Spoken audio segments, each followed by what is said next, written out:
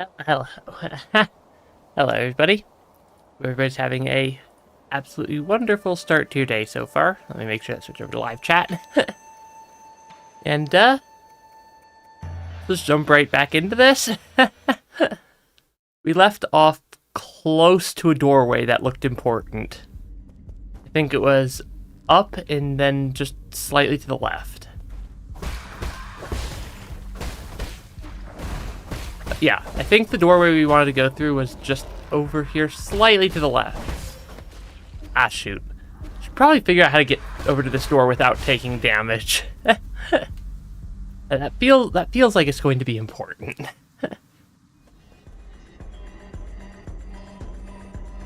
Oh, that's some interesting music.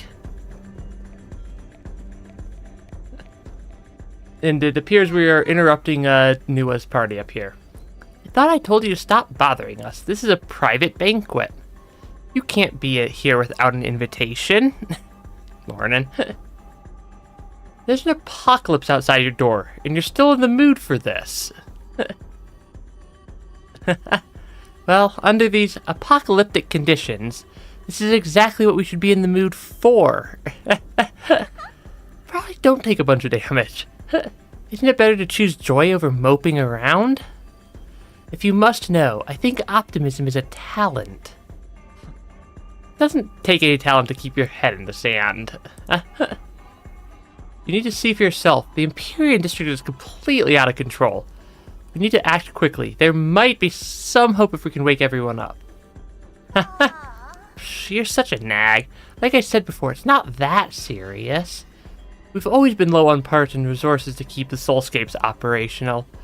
Since we left Panglai, countless people have already died in their dreams and met their maker.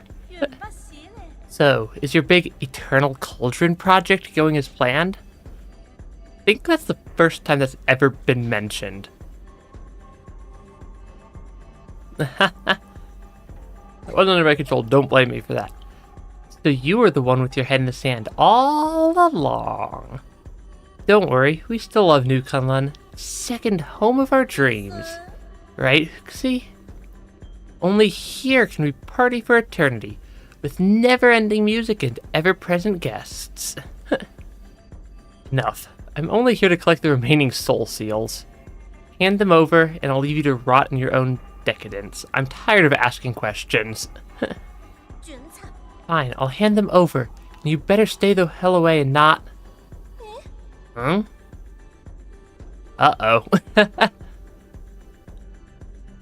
That does not appear to be legible. Really? Is it that serious? I'm sorry, Huxi. I'll make things right. So don't be mad. My big brother said you're erratic, and you hate the rich and powerful. If I hand the keys of power to you, it would definitely come back to bite us. What? He might even destroy New Kunlun. I see now. As expected, nothing escapes my brother's keen eyes. We have only one option. When's the last time you played in a martial arts drama, see? You're in luck, Yi. Not everyone gets to play a scene alongside this famous actor. Uh-oh. I should do my part and play some music for this special occasion. It appears we have a boss battle.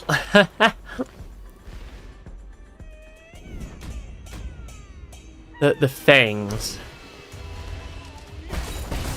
Oh, that did a lot of damage. Oh gosh, that does a lot of damage. It also does not help that I was playing a completely different 2D Souls-like earlier or yesterday, and completely forgot the combat system of this game. That seems about right for the start of a battle there. I did not mean to heal right there.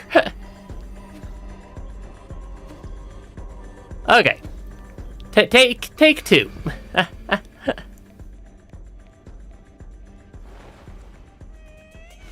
Take two time. But let's try to not get immediately melted this time. Okay.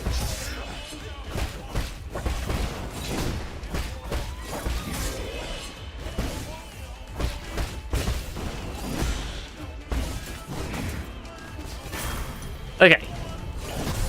Oh shoot, that's a crimson attack. It appears that they have both normal and crimson attacks, and we also apparently left off last stream immediately before her boss battle. that seems about right. Okay. I have zero clue how to do this fight so far. But hopefully it doesn't take me too long to figure this out.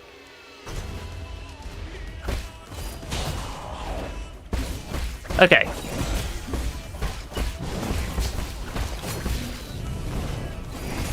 Ah, shoot. Okay, it does telegraph when it's doing the when they're about to do the crimson attack. But those crimson flames apparently stick around for quite a while.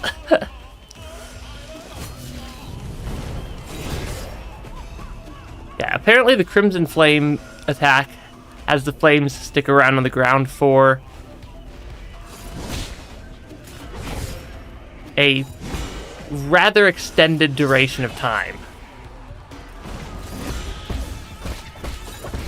Which makes it difficult, and also the parry timing's a little bit goofy for a couple of these attacks.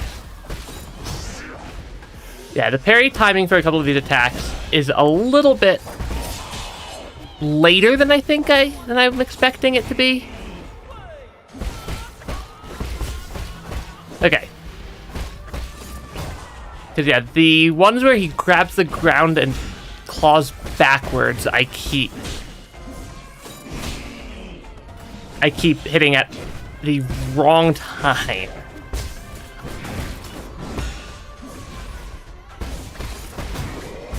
Yeah, the ones that he hits the ground and claws backwards, I keep parrying slightly off. Which is burning through a lot more health than I'd like to burn through, given it's definitely a multi-phase boss fight.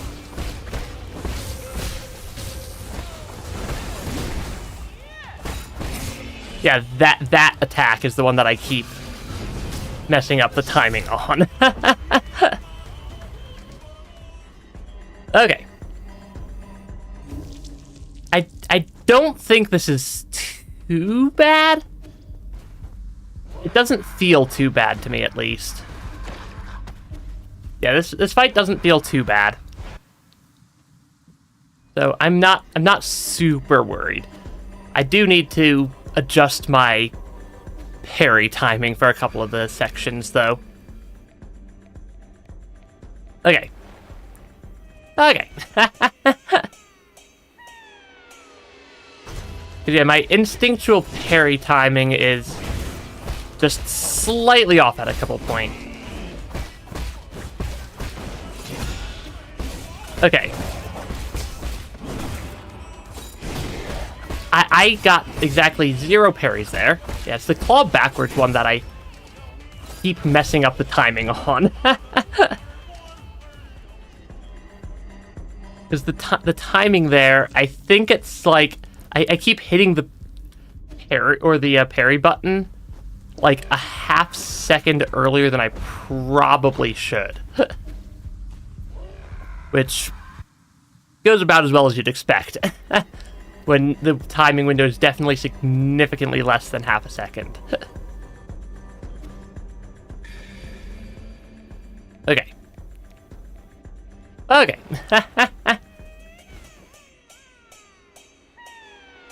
At least it's a easy fight to get back to.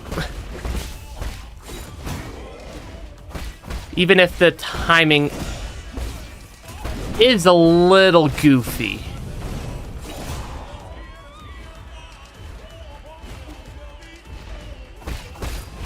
Okay, come on. Come on. There we go. No.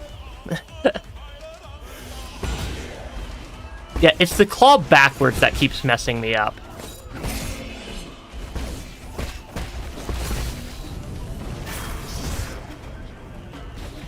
Yeah, the claw backwards keeps throwing me off.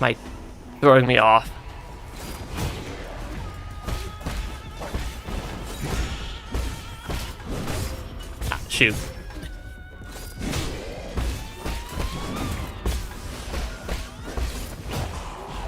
Okay. Yeah, there's a couple of other attacks that I keep, like, slightly missing the timing on, but nothing that's not a fairly easy thing to adjust relative to that. Okay, yeah, that attack's also a little bit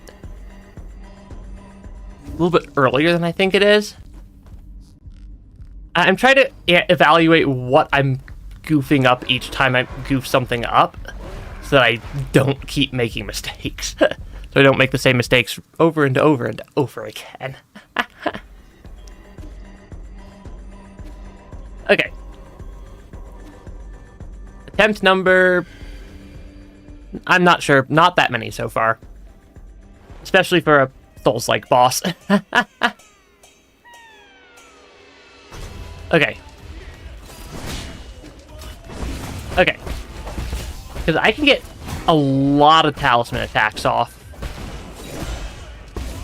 fairly easily if I don't completely goof up here. Come on. The Crimson Flames being everywhere is moderately frustrating. And then, yeah, the claw back attack keeps messing me up. With very... Yeah, if there's one attack that messes me up with high consistency, it is the claw backwards attack that he does.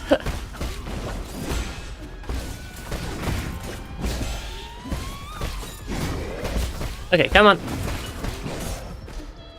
How did that even hit me?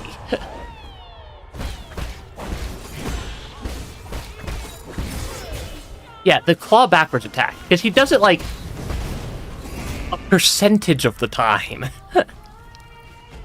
And it doesn't seem to be very well telegraphed when that percentage is being hit, that I can see so far. And every time he does it, it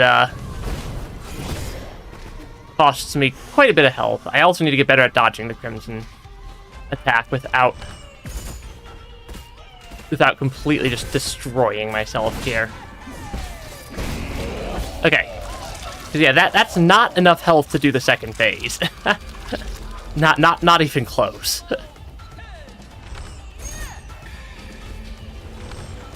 Okay, I can narrow out some percentage of the second phase using the healing items. Oh gosh, what is that? What was that? Had not seen that attack before. Okay, still nothing too crazy.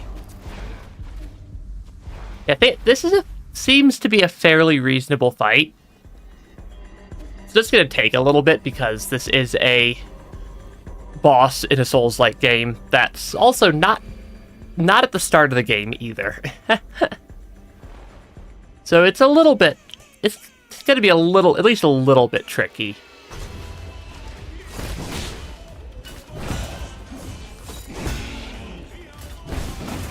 I think I'd be more upset if it wasn't a little bit tricky.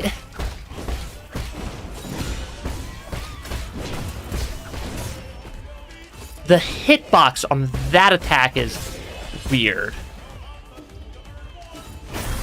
Ah, shoot. Yeah, the hitbox on his, like, spear, or his... Not really a spear so much as a musical instrument, is a... The hitbox on his, like, more thrusting style attack is it extends a fair bit further behind him than I expected. Than it looks like it does. I think that's my evaluation of that section. He's also not the most mobile ever.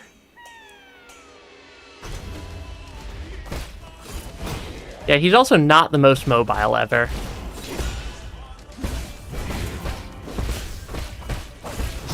But that does not mean he doesn't hit like a freight train.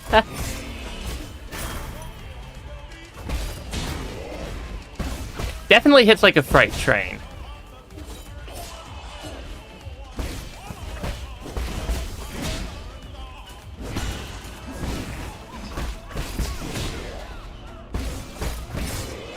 Okay, I think I see how the clawback attack triggers.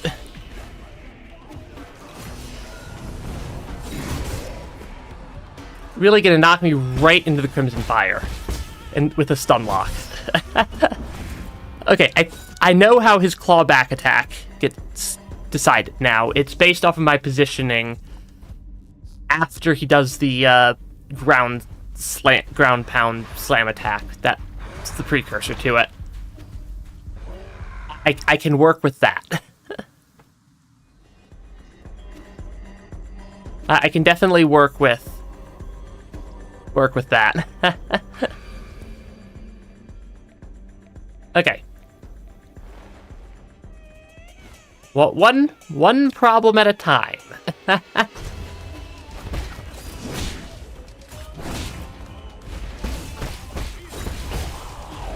Cause yeah, he does it. He has a. Cause yeah, if I then back up there, he won't trigger his clawback attack. But if I'm more behind, he will. Yeah. Okay. Do not take damage to the Crimson Fire, because the Crimson Fire is very, very painful. Okay. Yep, he's gonna do the clawback attack because of where I was positioned. He's gonna do it again. Nope. I thought he was gonna do it again. So he still doesn't always trigger, but he doesn't ever trigger if I'm up in front. Okay. I'm just completely dissecting this boss's moveset right now. But nothing too bad so far. Just new boss, haven't learned the attack pattern yet. Which is to be expected. We'll definitely figure it out. Okay.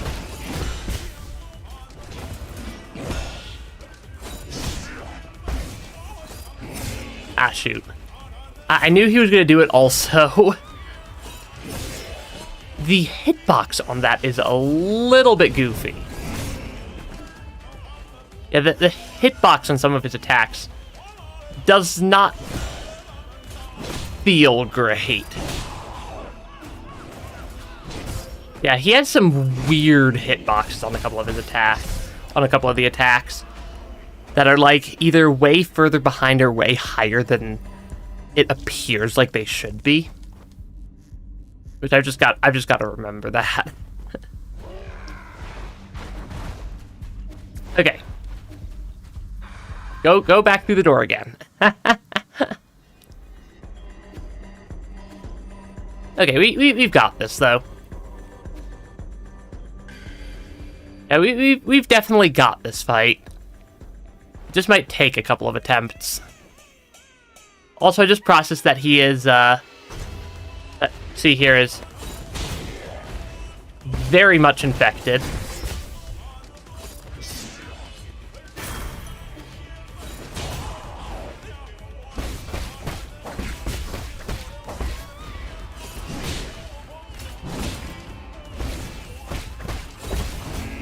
Yeah, a couple of his attacks have questionable hitboxes.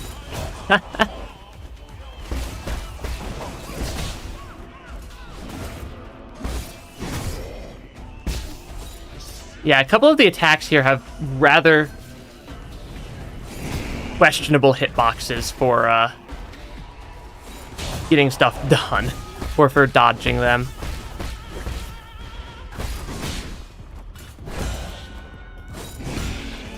It just... yeah, because there's just a couple of attacks in this fight that feel weird. But I think it's the hitboxes, because I'm getting hit when I'm not expecting to. And it's the first time in this game I've had that problem. I don't know. Definitely not an easy fight, regardless of, not an easy fight, but I don't think it's, like, I don't think it's anywhere near, like, Lady Ethereal difficulty so far. I feel it's more like G difficulty from last stream. I think that was last stream that we beat G, not 2 streams ago. Okay. Okay, get away from the Crimson Fire. Come on.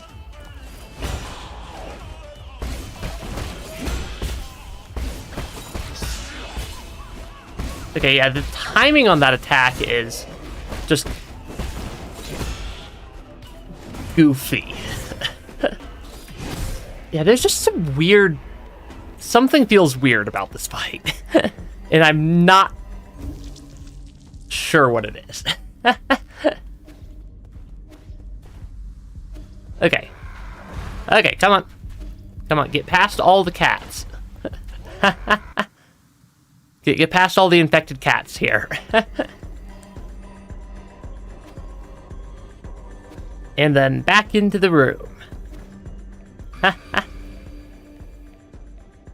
They certainly some interesting scenery for the fight.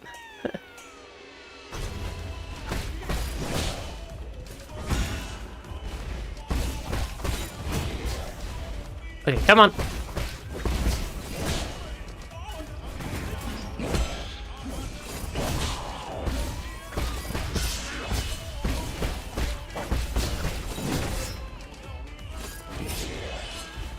Yeah, because there's just some slightly goofy timing on a couple of these attacks. Come on. Come on. Come on. I could deal with imprecise parries.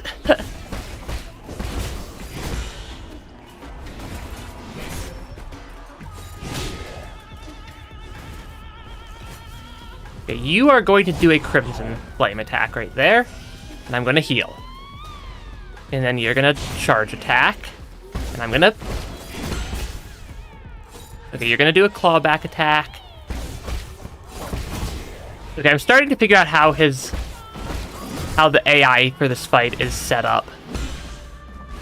To at least some degree.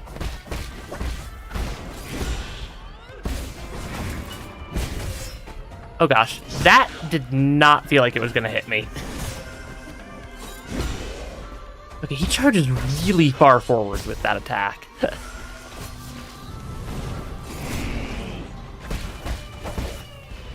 It is a very long charge forward.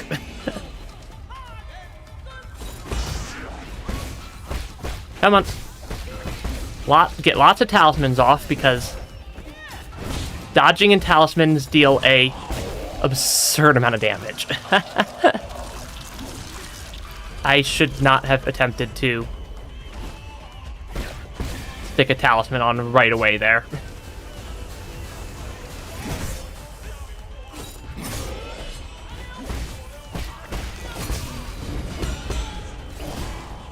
Okay, I need help. Oh gosh, what the heck was that attack? Snakes. Snakes is what that attack is.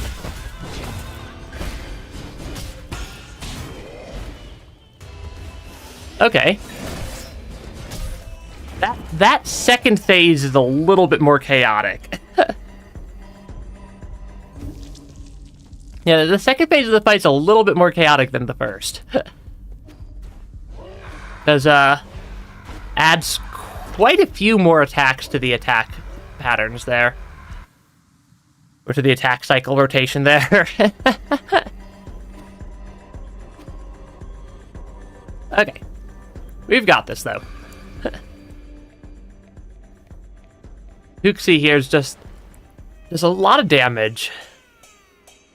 Second phase has a lot of new attacks. And some of the attacks just feel a little weird.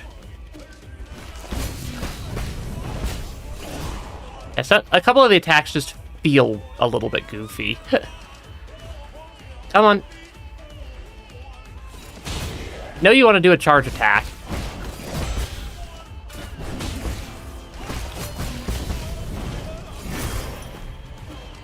Come on, get out of the Crimson Fire. Do not attempt to.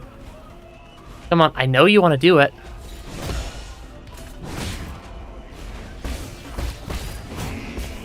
Yeah, I know you want to do it.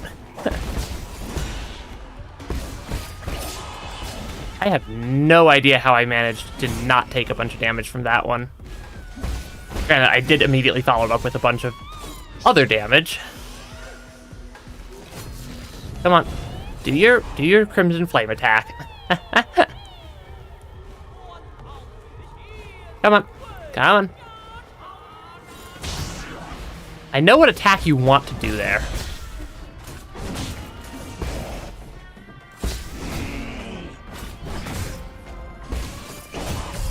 Okay, that attack has a much larger hitbox than I think it does. Which I just need to remember. Because forgetting the attack hitboxes is not useful.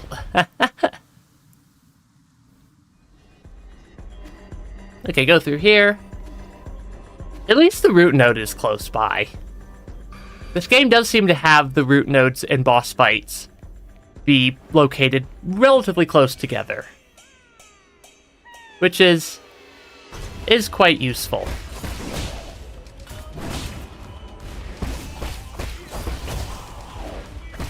Come on. Yeah, the hitbox on some of these attacks is a little goofy feeling.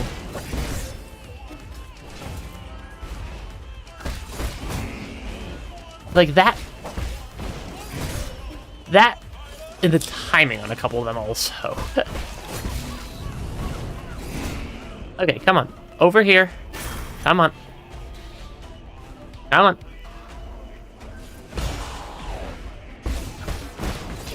But again, it's still just something I have to get used to the timing on. Okay. Flip around. We're going back to the right.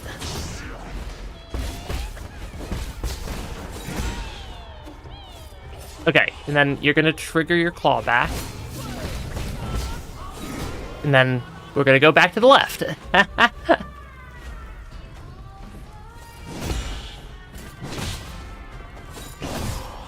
That did not feel like that should have hit me.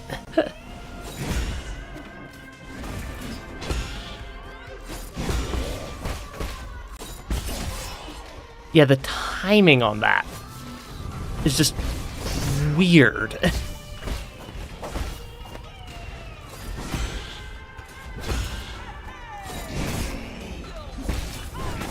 Okay. Okay. We're figuring it out. We're good. We'll get there. It's just slightly off from what I'm expecting for a lot of the hitboxes and timings in this fight, given the patterns. I don't know if I'm expecting them to be off because of other games I've been playing, or if I'm expecting them to be off because they're just slightly weirdly set up for this fight, and I'm inclined to believe it's the former. And then I'm just getting skill issued. I mean, I'm definitely just getting... I'm definitely getting skill issued either way. This is a Souls-like, after all. Very, very parrying intensive aim as well.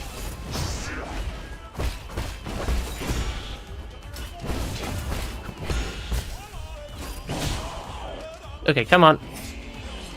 You're gonna do... who knows what sometimes. Hit me for a lot more damage than I would have liked.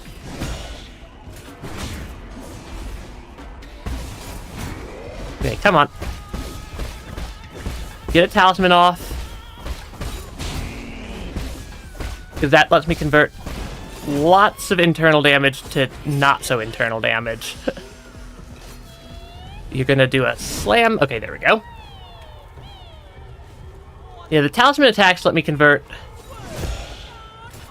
lots of internal damage to lots of actual damage on the boss.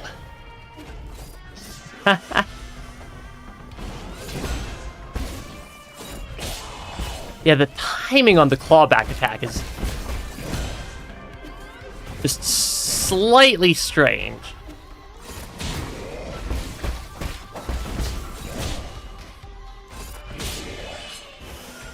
Okay, come on. That attack is interesting. The fight does have some interesting music as well. I wonder if the music might be throwing me off slightly. Because it's not aligned with the... I normally don't take damage to that. The music's not entirely perfectly aligned to the attack patterns. I don't think. Okay, come on.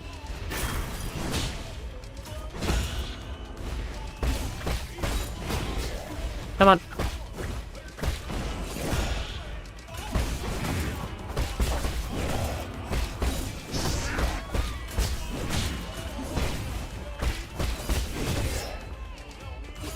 I did not feel like I should have taken damage to that one. Come on. Do your rush forward and claw at me attack.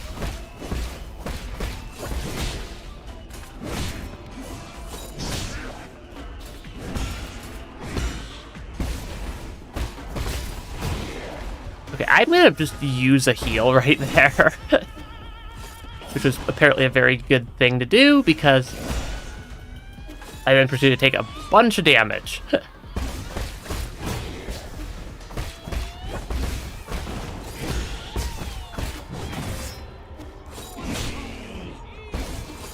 Okay, you're gonna do a clawback attack. Okay, come on. We're figuring it out. That attack I can at least fairly consistently deal with now.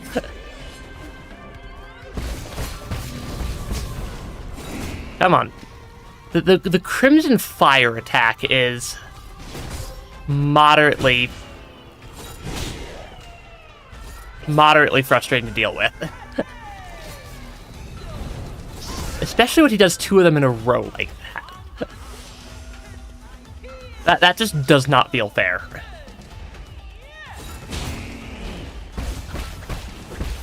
Okay, we're on to phase 2. Wait for him to be damageable. Start off with a talisman.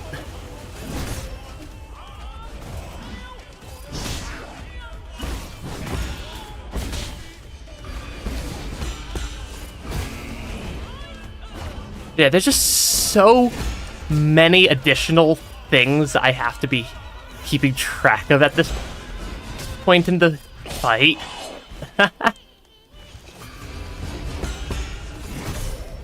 Oh gosh. Because yeah, he starts spawning those extra little daggers to fly at me that I have to parry. plus all the extra just noise throughout the fight.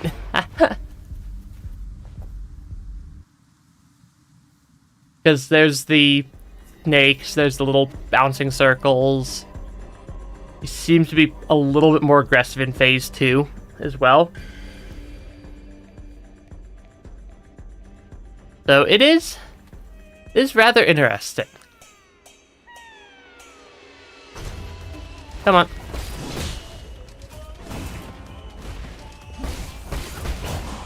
Come on. I know you don't need to be fighting me.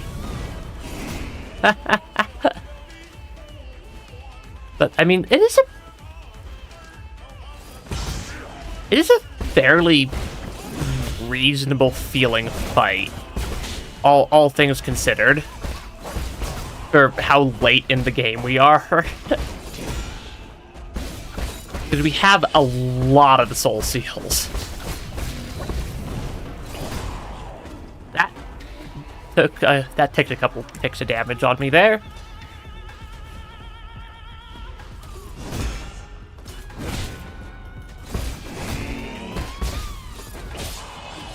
Okay.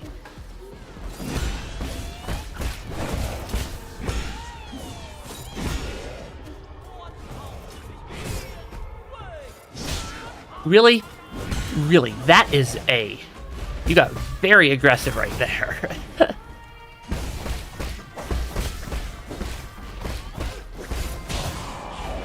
Yeah, Hoopsie here's not usually anywhere close to that aggressive. That was a fairly smooth phase 1. I'm definitely starting to pick up the attack patterns here.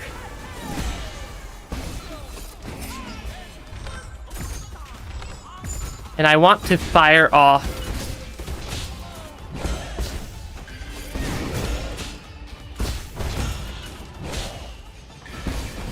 it seems like primarily focusing on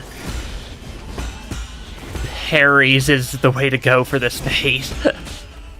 Because, wow, there's a lot of stuff going on right now. And that does a lot more damage than I think it does. We got through a decent chunk of phase 2's health.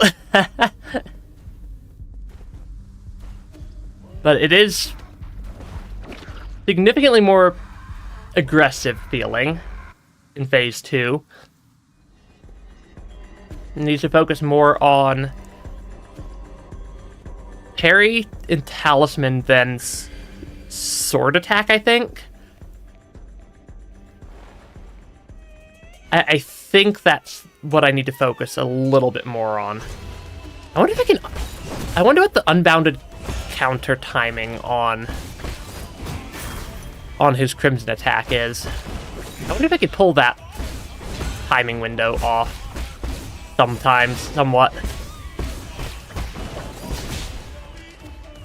Yeah, I do wonder if I can start pulling some unbounded counters off. I can, because those are very, very powerful if I can hit them. Yeah, unbounded counters are one of the more powerful techniques, or one of the more powerful things I can do in the game.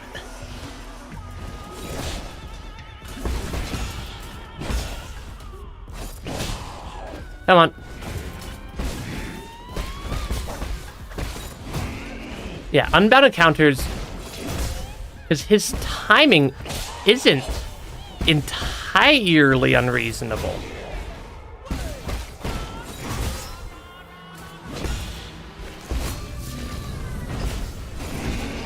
Yeah, the timing on those is not entirely unreasonable.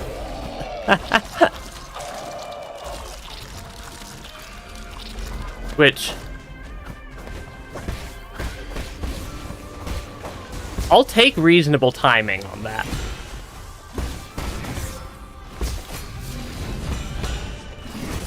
Ah, shoot. It's harder to do in the second phase, though, because there's the swords. Yeah, there's extra little knives you have to deal with, which just make everything just slightly more complicated. just slightly.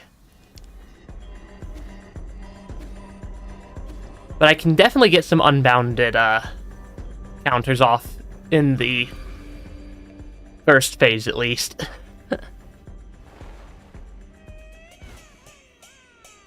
Yeah, no attack is... Yeah, regular Crimson attacks are immune to unbounded or to regular counters. As far as I can tell, nothing's actually immune to unbounded counters, as far as attacks go.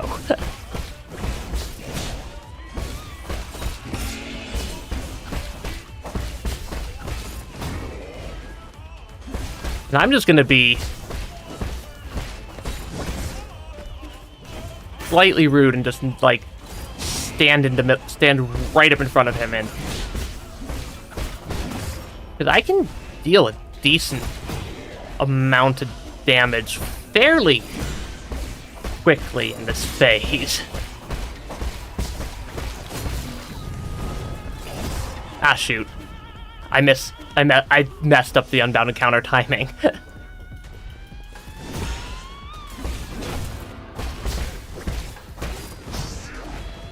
And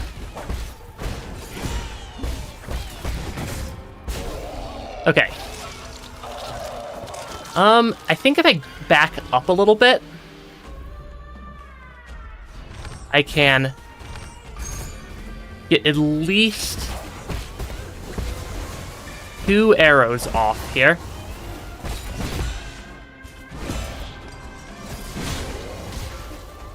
There's just so many things I have to keep track of once I get to phase 2. I hadn't even seen the sideways, the horizontal snakes before. Phase 2 just has so many things that you need to be paying attention to. There's there's all of Huxley's attacks. There's the knives, there's the horizontal and vertical snakes, there's the little damage fields, there's the Tai Chi kick sphere things that show up. Probably even more stuff that I'm not immediately thinking of.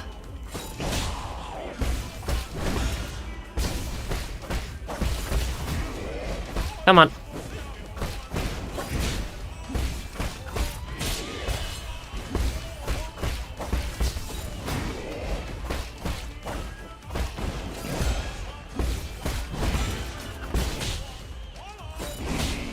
You're gonna do a back claw there. Okay. And then I can unbound to counter that.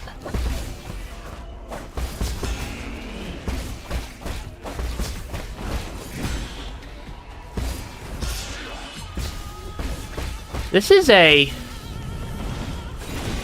Okay, because I can unbound and counter that as well.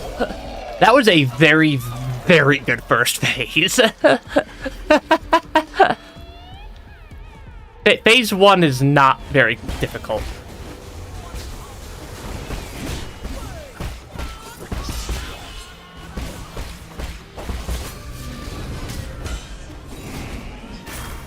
Okay. Yeah, phase 1 is definitely not that difficult, relatively speaking. Phase 2, I'm not sure how to deal with yet. I know a lot of people have been showing up close to an hour and a half into the stream today. And also, who knows what YouTube does sometimes with their notifications. Yeah. Yeah, I do. Sometimes YouTube's a little bit goofy, and I know a lot of people rely on the YouTube notification. For better or worse. And sometimes YouTube pseudo shadow bans you for a day or two for no real reason other than they felt like it.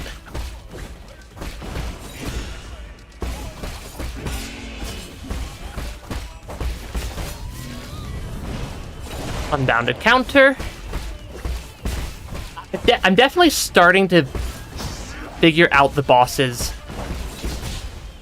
parry. That's an unbounded counter. And I'm starting to figure out the boss's parry timings. Like parry. I'm starting to figure out the boss's, or the main Hoopsie's main timings. I'm getting pretty good at that first phase.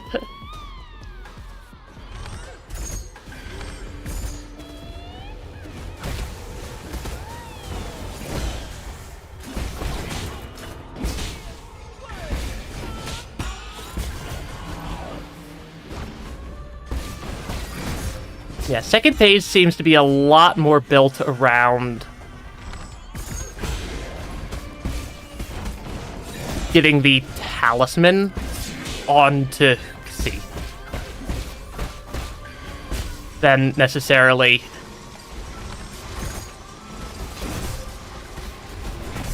oh shoot. I was too focused on the snakes. Yeah, phase 1 seems to be just deal massive amounts of Hoopsie quickly. Phase 2 seems to be more built around the cycling talisman as you attempt to survive the just onslaught of other stuff. Which is quite a large onslaught. Yeah, there's quite a large onslaught of other stuff.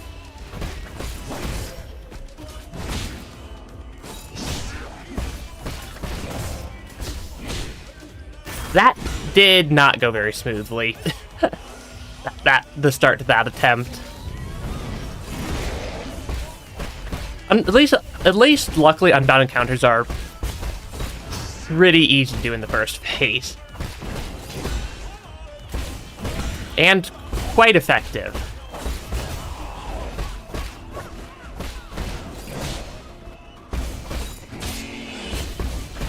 Okay, come on. I have no idea how I didn't take a hit there.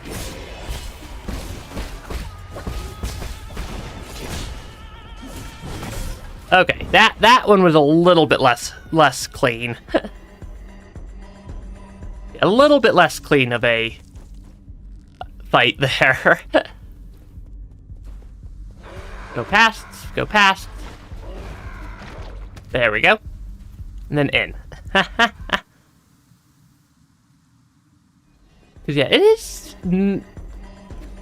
The second phase is a little bit ridiculous. First phase is manageable, though. Yeah, first phase of the fight is fairly manageable. Come on.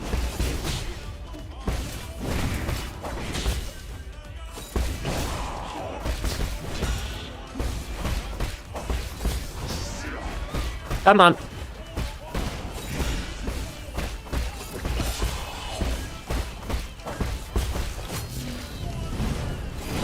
Because yeah, unbound encounters also count for 2 key charges, which is 3 key charges, and 3 key charges are very nice.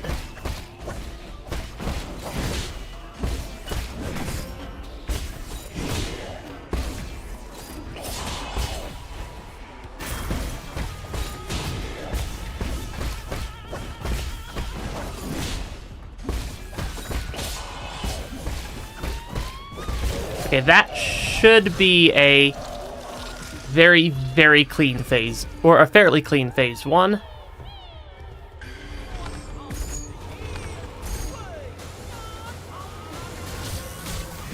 Ah, shoot. That was a lot of damage very quickly right there.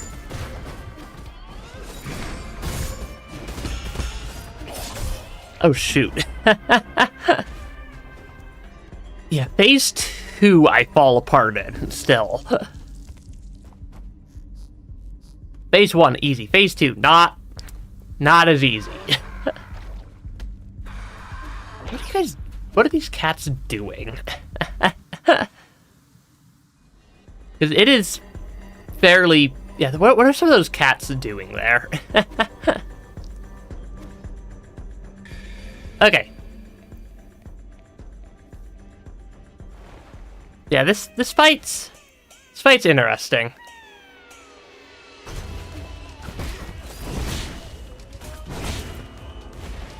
Come on.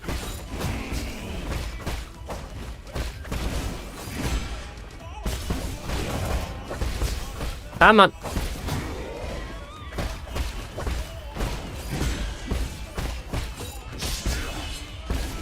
Come on.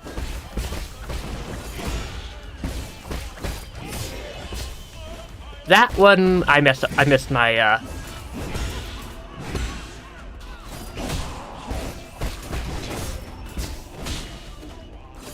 I missed quite a few things right there.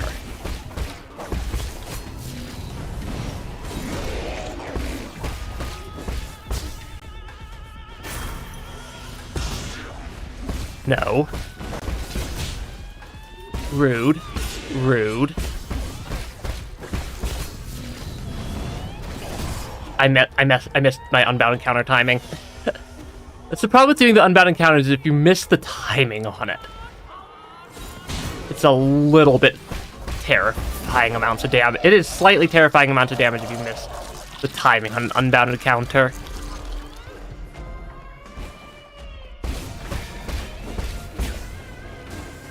That is a...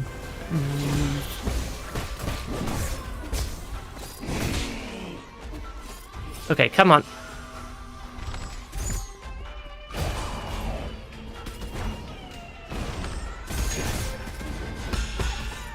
Why am I making... Why do I suddenly start making so many mistakes in the second phase here? Because I definitely am not...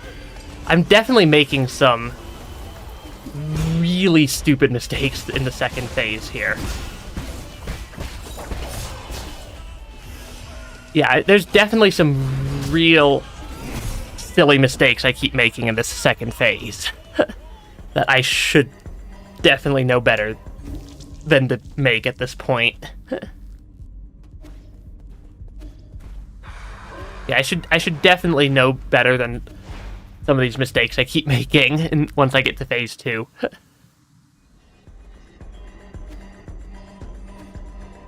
Because it's not that significantly different from phase 1. There's just more going on. But the overall cycles are very, very similar.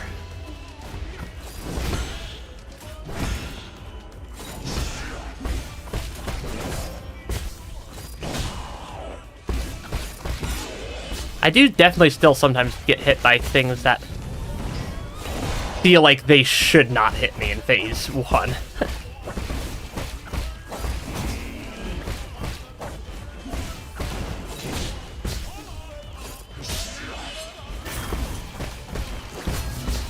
That is an unbounded counter. There we go.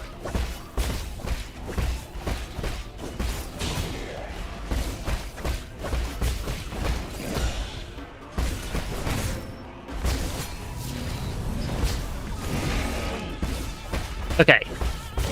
That should burn through basically the entirety of phase 1 right there.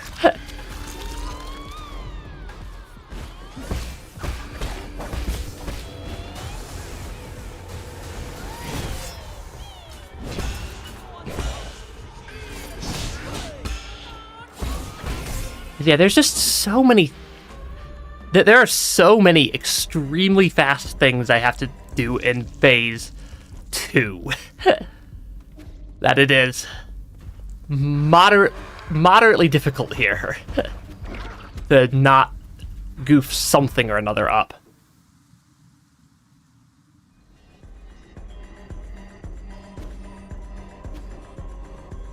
Okay. Okay, attempt number... quite a few. Yeah, this is definitely quite a few attempts required.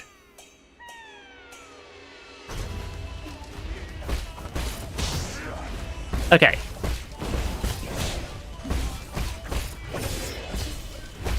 That did not feel like that should have hit me.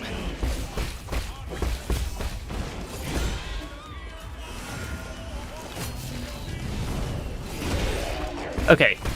Grab the unbounded counter.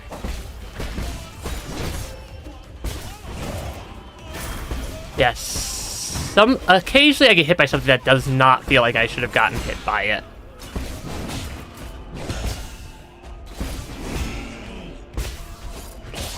Particularly here in the first phase. Okay. Yeah, the unbounded counters are exceptionally powerful little attacks.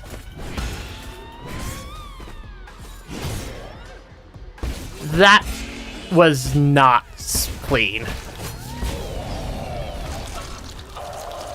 Yeah, that was definitely not a clean combo there.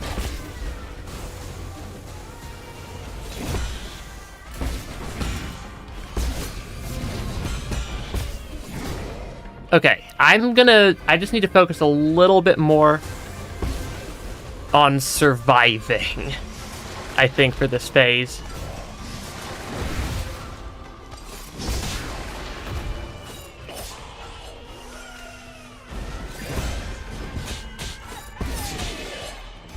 Than trying to immediately do lots of damage.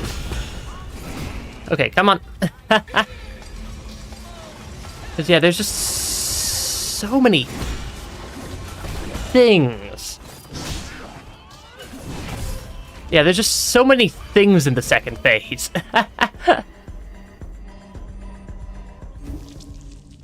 Okay. Attempt number quite a few. Because, phase 1, not chaotic. Phase 2, chaotic.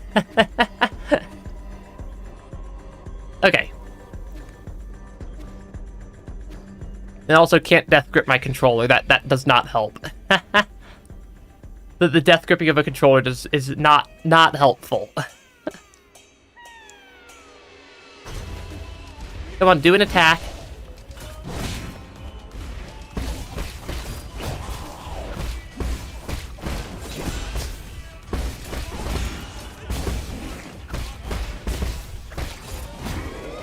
Come on.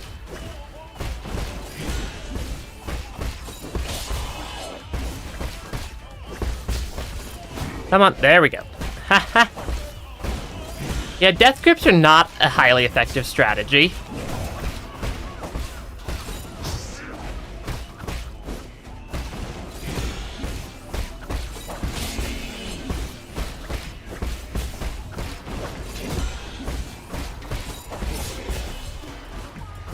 Come on.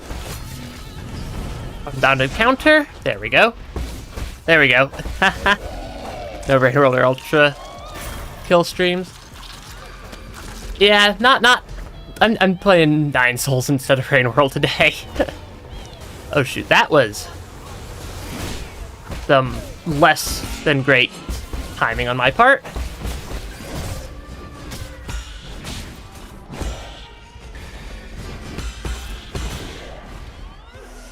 That is very chaotic when this starts.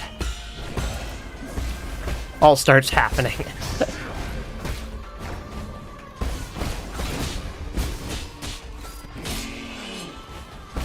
Okay, come on.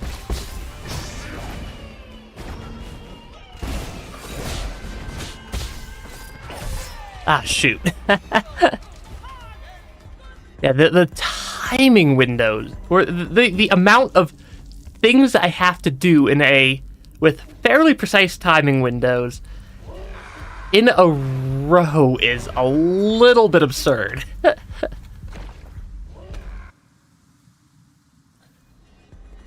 Because, like, you guys could probably see how much stuff is happening on the screen once I get to phase 2.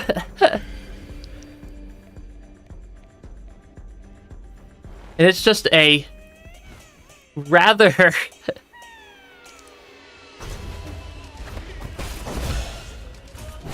rather chaotic time. Yeah, the unbounded counters are at least fairly easy to pull off.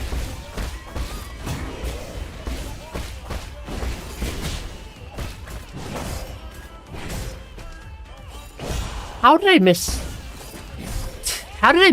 3 parries in a row right? Or 3 parries out of like 4 right there.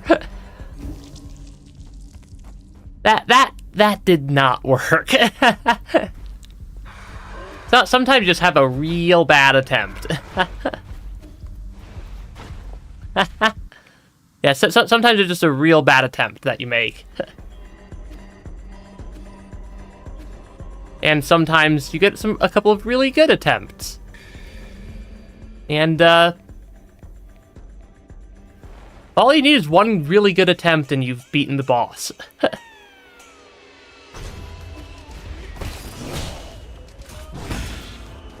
Okay, through there.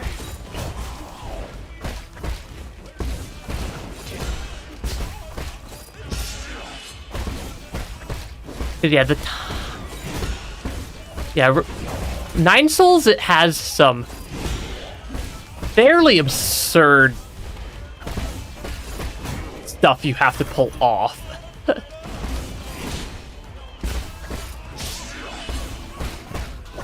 Come on. Come on.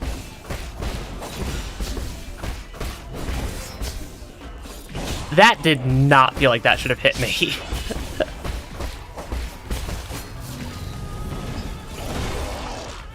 Okay, yeah, the unbounded counters are still very, very good. Okay, I want to stand probably around here. Right, it's going to activate. Fire off a couple of arrows for some more free damage.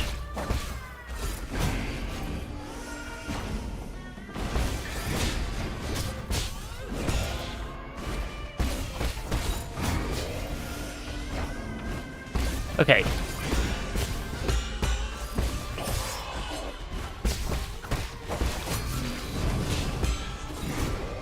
Okay, because I can sort of work with a lot of stuff in phase 2 here. But there's still a just pretty absurd amount of stuff that I've got to keep track of.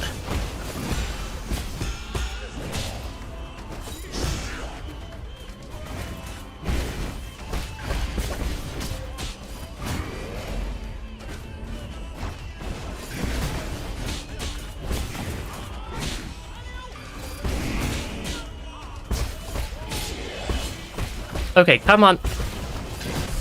Ah, shoot. This boss, phase 1 is pretty straightforward. Phase 2 just has a lot of stuff happening. And I keep getting hit by stuff that it feels like should not hit me. Which is a little bit annoying.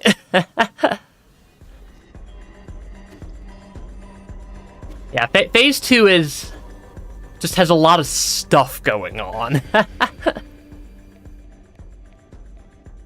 Especially compared to phase 1. Because phase 1's relatively straightforward.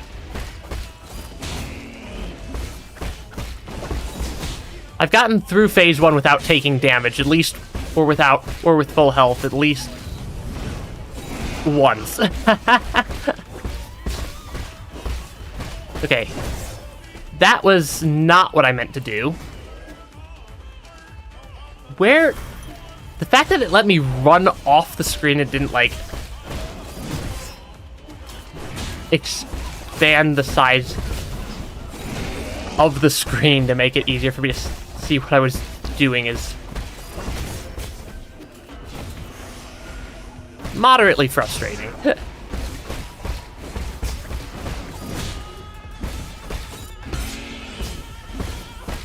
Yeah, phase 1 I can get through without too much difficulty, at least. I'm pretty consistent at getting to phase 2. Whether or not I'm consistent at beating phase 2 is a different question.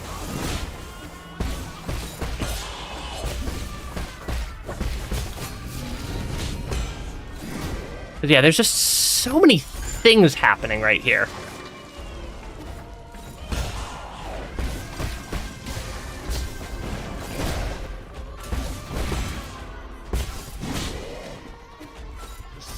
Okay, let me heal.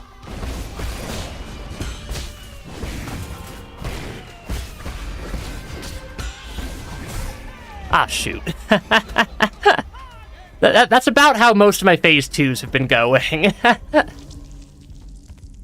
I just start having too many things I need to keep track of, and I completely fall apart. Which is probably, hopefully, at least somewhat understandable.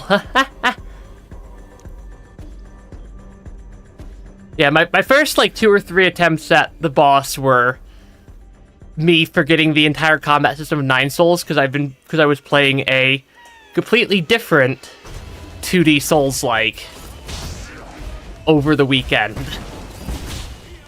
And I had accidentally switched over to that game's control scheme mentally. Which, not great. Gotta make sure you play the correct game. Oh shoot, that is a real unsmooth start to phase 1.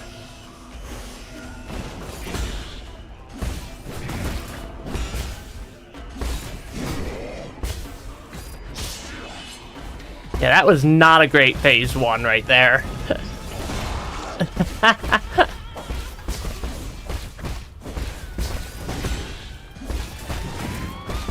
Yeah, that was not a great phase 1. So we definitely need to try to not do that more than I have to.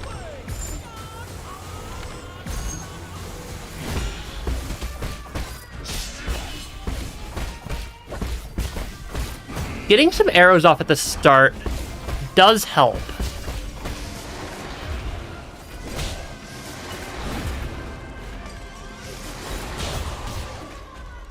Yeah, getting the arrows off at the start, I feel like, will be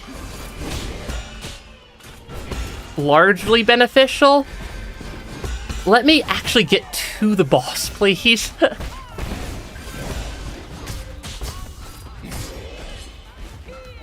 Instead of the boss's approximate area.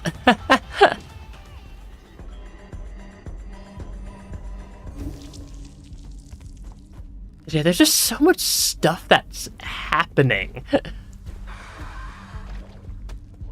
Like, I barely even have... I'm, like, having a hard time finding a time window to actually attack in phase 2 sometimes.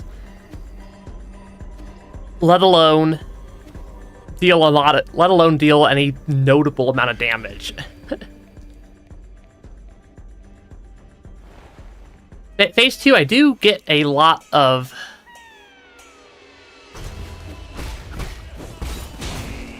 Yeah, I do get a lot of just... That did not feel like that should have hit me. I've gotten pretty good at doing the unbounded counters on that attack, though. That did not go very well, though.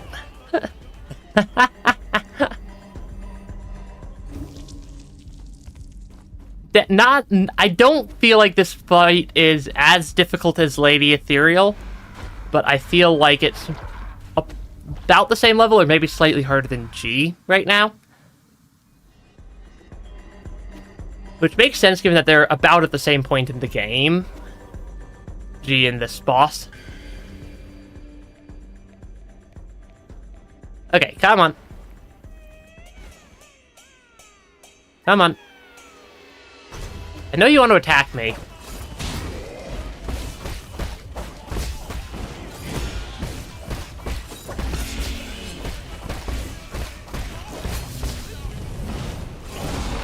There we go.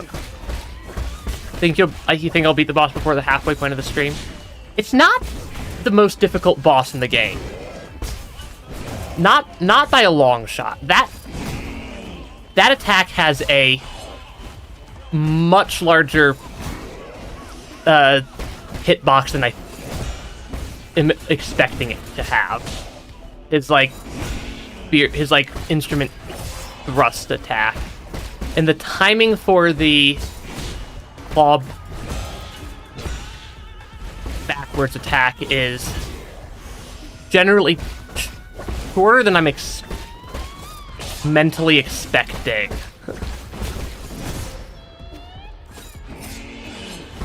Okay, come on. That'll at least get me to phase 2.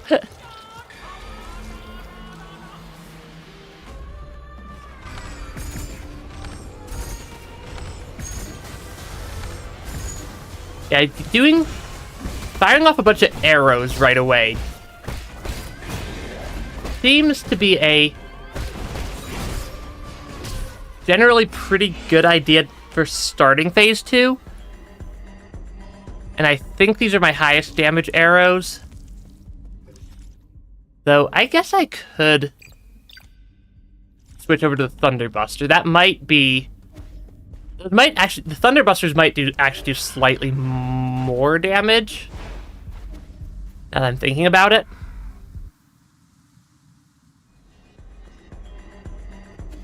Definitely, it's an interesting boss. I'm not sure if I like the boss or not. Mostly because this is the only boss so far that I've had the problem of I feel like I'm taking damage when I shouldn't have.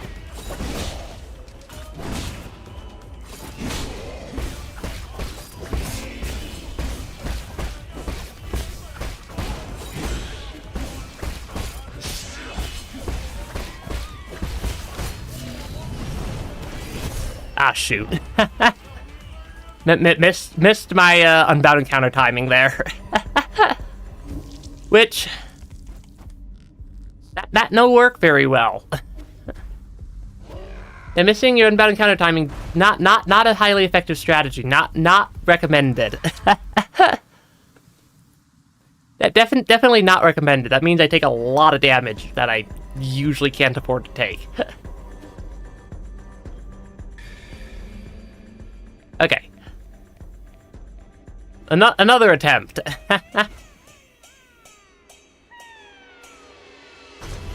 Come on.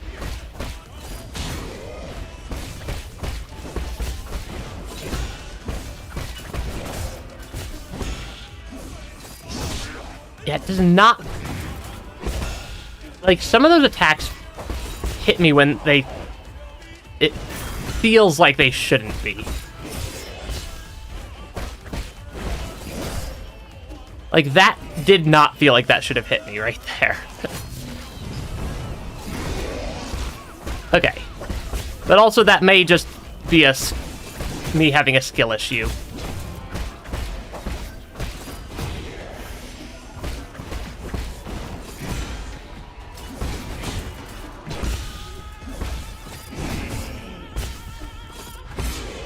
Yeah, because it's just some of these attacks are like slightly weird feeling with their timing. Okay. He is way closer to the middle of the arena than I'd like. I missed an arrow.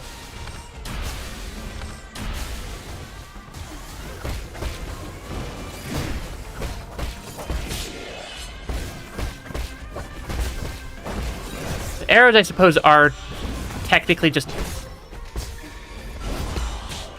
bonus damage, at least.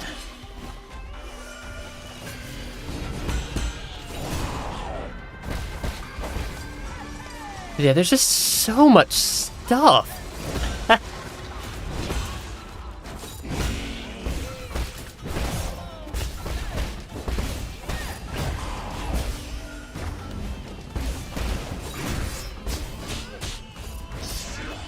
Yeah, it's just like so hectic.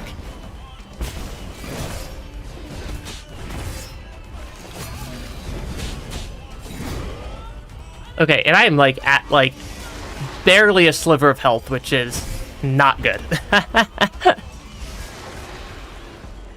I'm just having a hard time figuring out the second phase. Because it is very... There's a lot of stuff that's going on very quickly.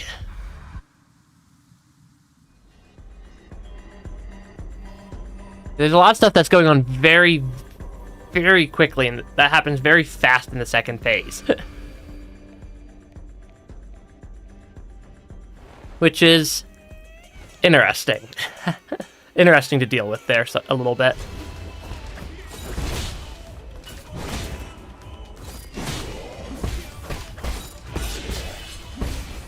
Okay, come on.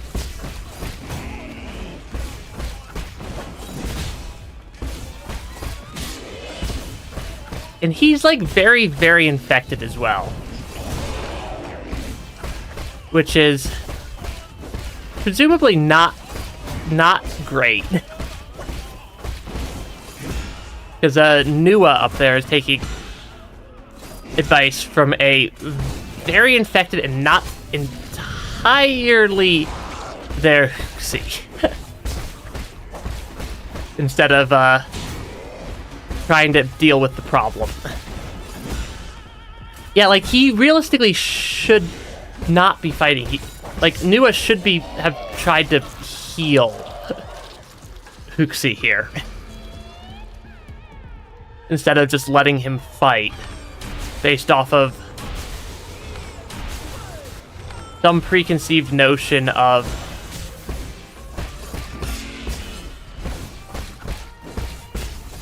based off of some preconceived notion of something.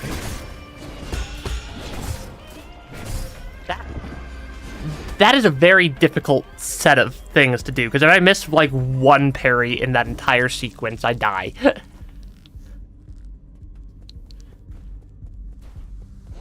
Because like, instead of holding their banquets, they should have figured out how to deal with the infection so that Huxi didn't have to be infected. And Nua didn't seem particularly keen on fighting until Huxi had some text that is not legible. Had a non-legible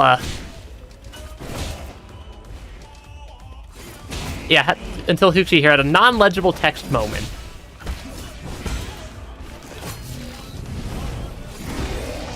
Okay, it is at least fairly easy for me to do an unbound encounter in phase 1, though.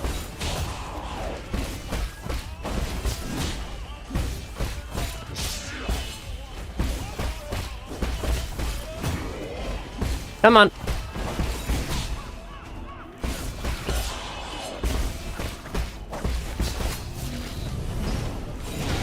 Yeah, phase 1, the unbound counters on the Crimson attack are pretty straightforward to pull off, all things considered.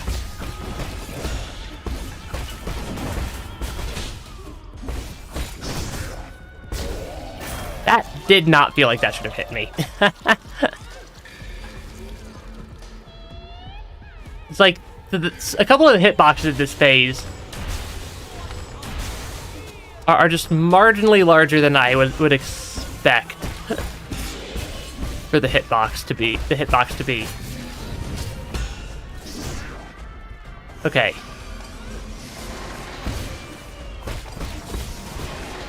Come on. Bad snakes.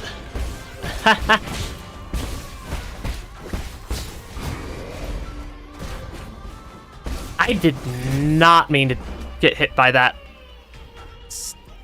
sphere there. Yeah, phase 2 really feels like you can't really make much in the way of mistakes there.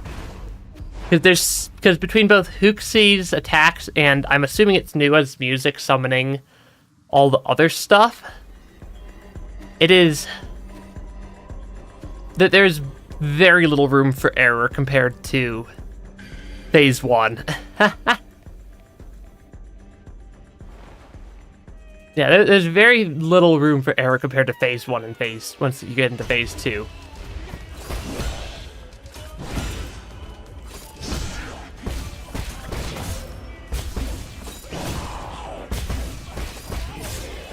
That did not feel like that I should have taken damage from all of that. That felt weird.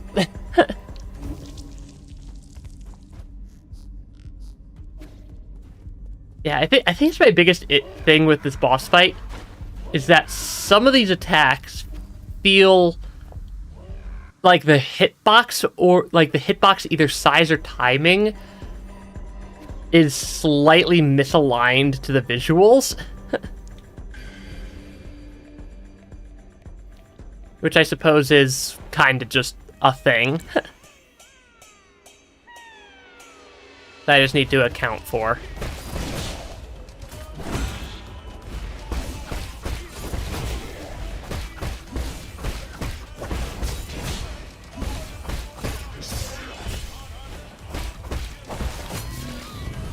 And unbound encounter, there we go.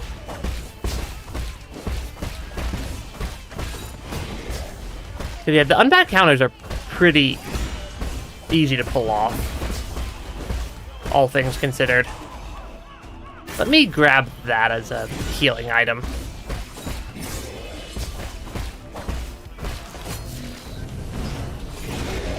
Yeah, the unbound counters in phase 1 are fairly straightforward here.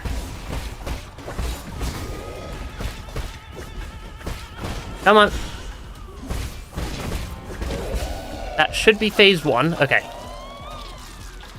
I like how I say that should be phase 1, as it's definitely phase 1. 1, 2, 3, dash back 4.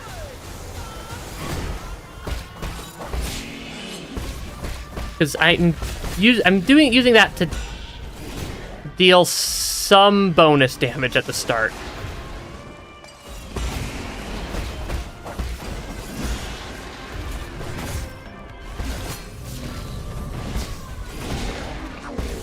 An unbound encounter in phase 2 was not something on my list of things I expected.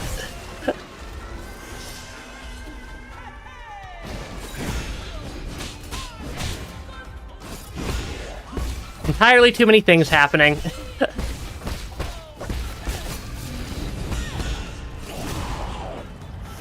Yep, entirely too many things happening.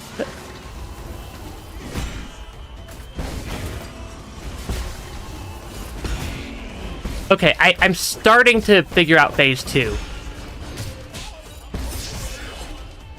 I'm starting to figure out how phase 2's put together.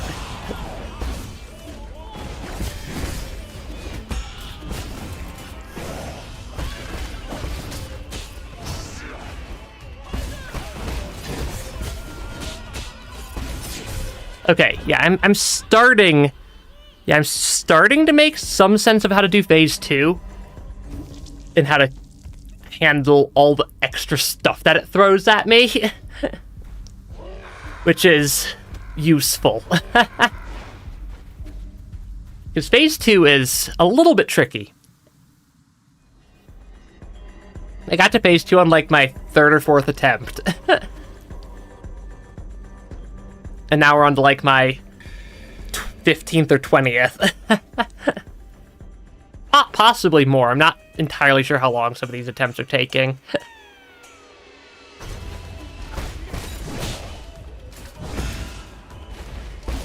Come on.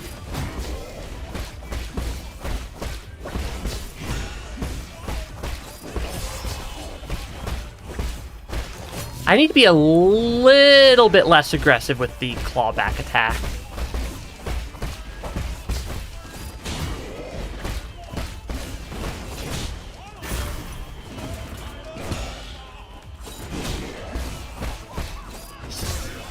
Because, yeah, the timing on that one is just slightly off from what I'm mentally expecting.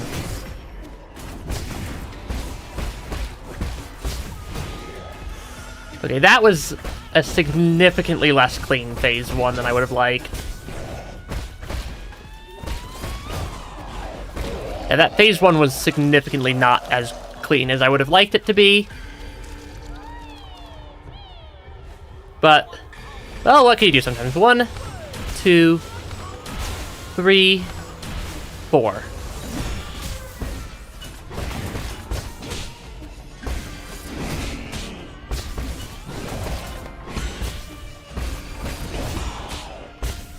It seems that relying more on the talisman in this phase is a generally good idea.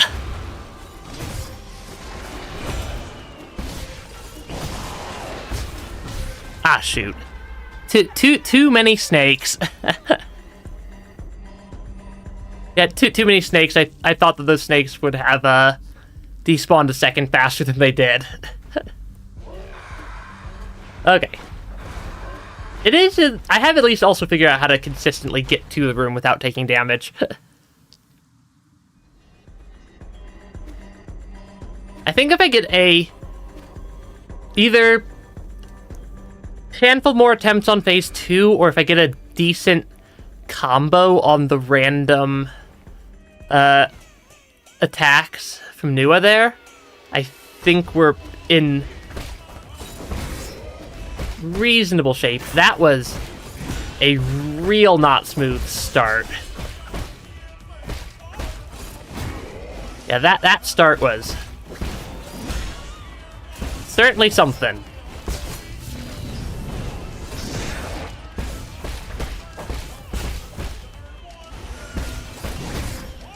Oh gosh, this is not a good phase 1 either.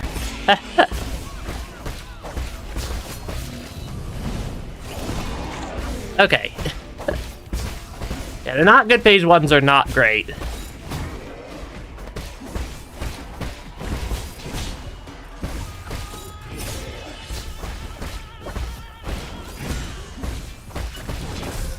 Shoot. Occasionally I mess up occasionally I significantly mess up phase 1 as well. Which, I suppose is something that can happen. Come on, through there, enter.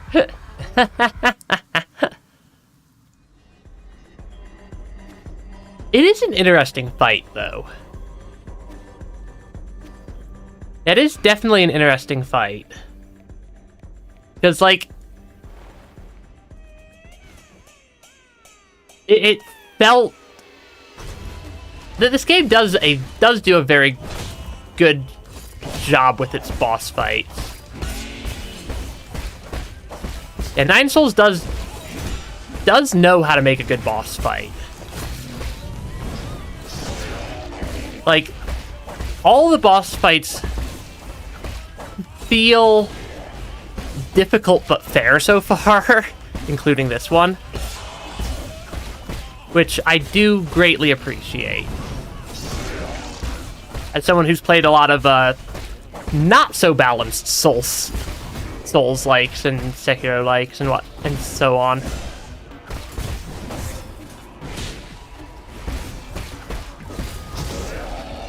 Okay, I can easily grab that for some healing.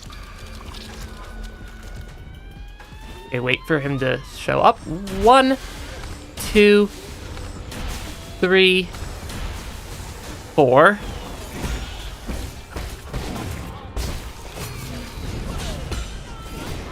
Okay, because I can't really do a whole lot sometimes. Because, yeah, sometimes the fight is just goofy.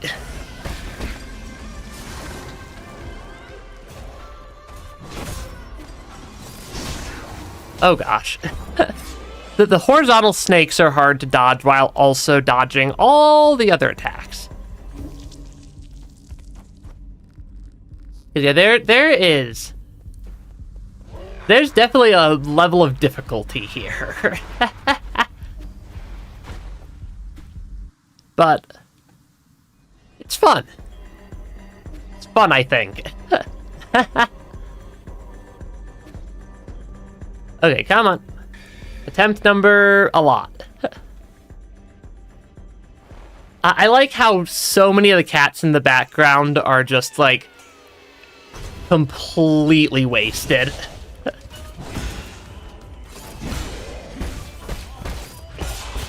Yeah, like, because so many of the cats in the background there are just... How did I don't think that has happened before, that combo. Or that, failure to have to get an unbounded counter, because he completely missed.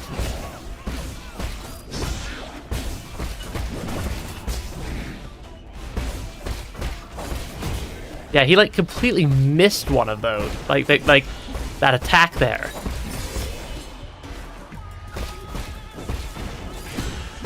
Let's not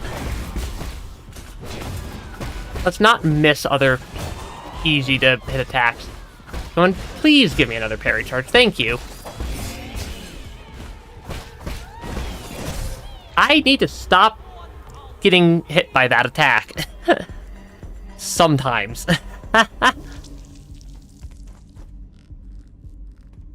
Because, like, yeah, this is definitely a getting there. Yeah, we're definitely getting there with the with Nine Souls ramping up the difficulty. Like, there were a couple of slightly tricky fights earlier in the game, but several of these fights, several of the fights at this point have gotten to the point where they're, like, starting to get to the point where they're legitimately requiring me to actually fully engage with the game's systems, and I like that. That I'm out of the range of boss fights that I can just probably take 2 seconds to actually catch my breath between the fights also. Yeah, I like the fact that these boss fights are getting to the point where I'm actually having to fully engage in the game's combat system, because they put together a very, very well-tuned combat system for the game. That is very, very well-balanced and feels good to do this game's combat. Which is fun. Fun to actually be being forced to fully engage with the game and all of the mechanics that it gives you to work with. From all the parry types to the unbound counters to the Tai Chi kicks and skull kicks. And the different healing ways you could heal. That was not very smooth.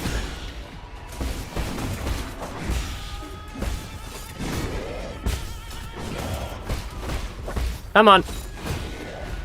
Come on.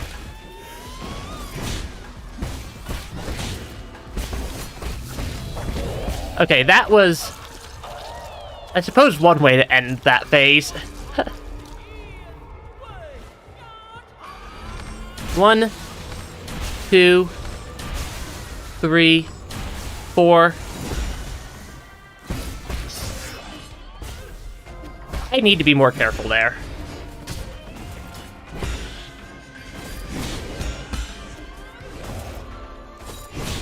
Because, yeah, this is a brutal second phase to the fight.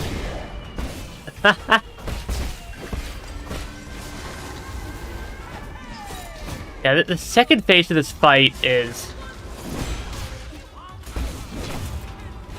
quite tough.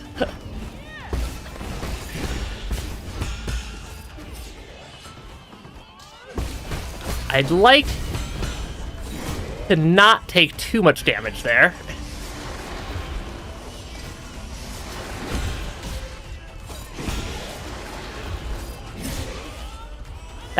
was called taking too much damage.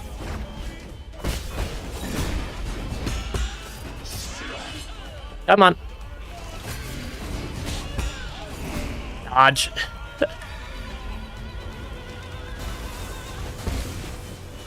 Okay, because I could get over the Crimson Flames fairly easily, question mark, by doing a...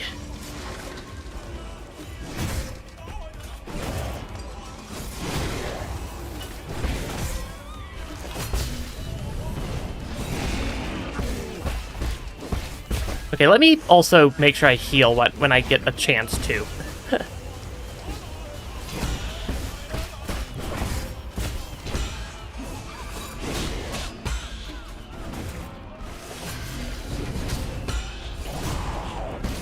Okay.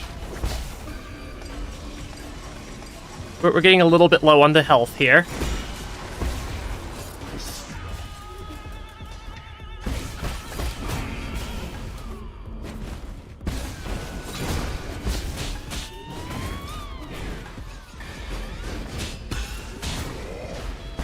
Come on. Ah, shoot. That one was close.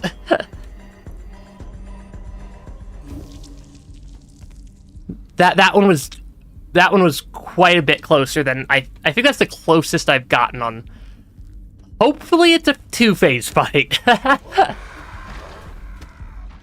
But I'm also not I'm not entirely confident it's a 2-phase fight. Because the game has pulled that on me at this point. Yeah, the game has pulled a 3-phase fight on me at this point, so I'm not entirely confident it's not a 3-phase fight.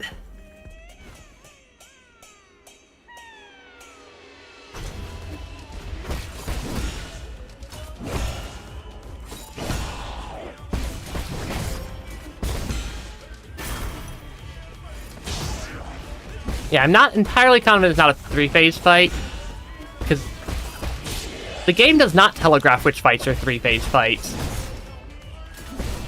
But most bosses I can at least assume are going to be a 2-phase fight. Which is something, I suppose.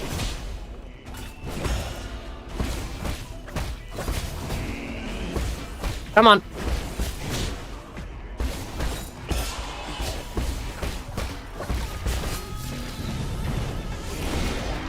That was, I suppose, a way to do that as well. I'm gonna heal going into the 3rd phase, because I don't get very many good chances to heal once I'm in the 3rd phase.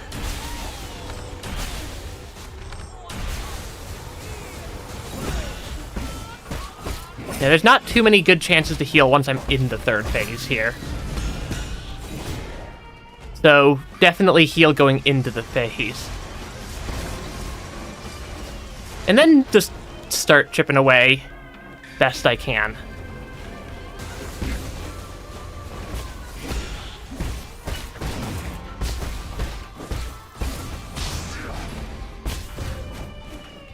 That is not good. That is very not good position to be in.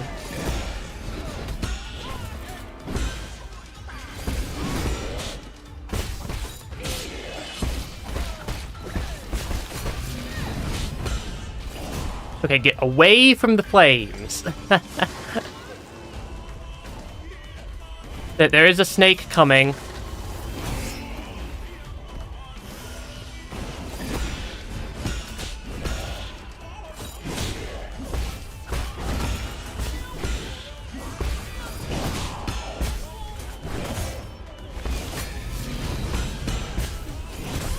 Ah, shoot. That is also slightly... It's just so much damage. Very, very quickly. If I mess up. Why did it pick up my keyboard? Yeah, death. Yeah, very, very rapid, dying is happening if I mess up at all. This fight is quite good at that.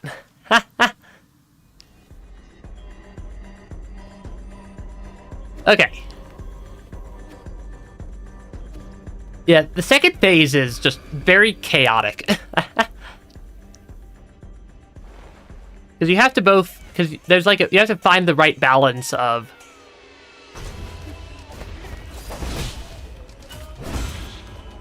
making sure that you're... actually dealing damage to the boss. But also not taking too much damage. Because you have significantly less health than a 9 Souls boss.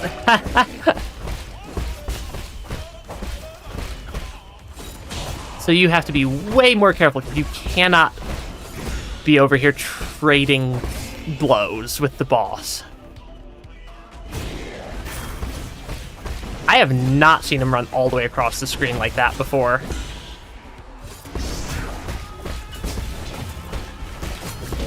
Okay. That was a relatively clean phase 1. Why did it swap my arrow back?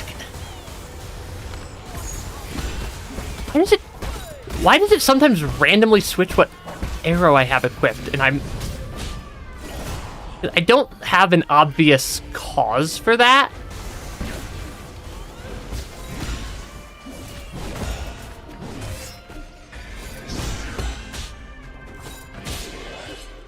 I don't have an obvious cause for the arrows. Ah, shoot. Yeah, I don't have an obvious cause for why it switches why my arrows get swapped sometimes. But it has happened. It's happened more than once. And I want the Thunder Burster because I think that one's dealing more damage. Okay, I'm just gonna go back to the root node. And try that one again. What are my skills even at?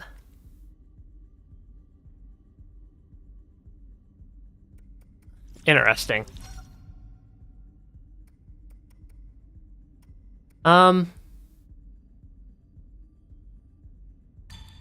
I suppose I could probably swap around.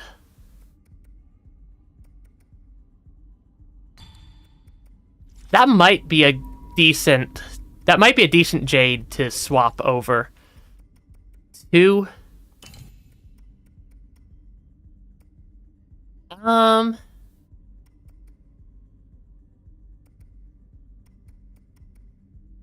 HP reaches 0, revive and gain 25% health could be good.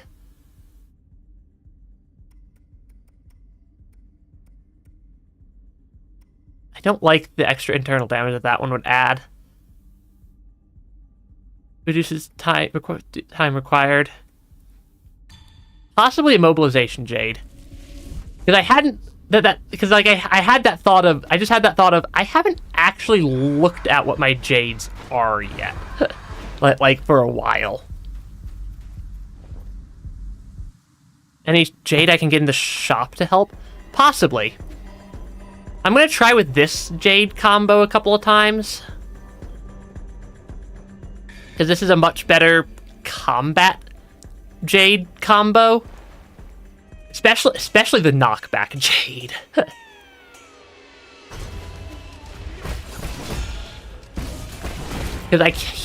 Because that's one of the things I've occasionally been having issues with in this fight. Is that I keep being knocked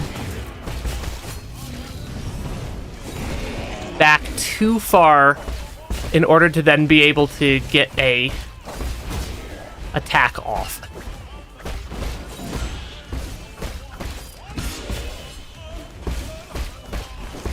Because I do like my combo of healing Jades that I have. Ah, shoot. Yeah, like, I do greatly enjoy the grouping of various healing Jades that I have. Those are very nice. For the internal damage and whatnot.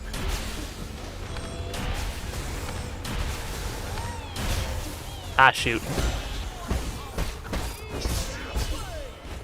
I did not take a bunch of damage there. And there very well might be other...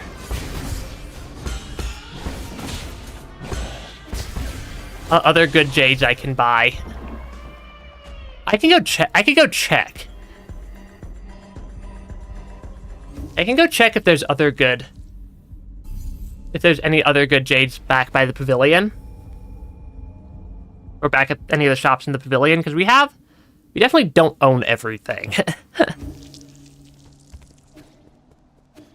And we definitely don't own all the Jades we can buy here. And there's also a bunch of just Jades I have missing in various... I don't know where. I don't think either of those are super useful, because it's only really one enemy.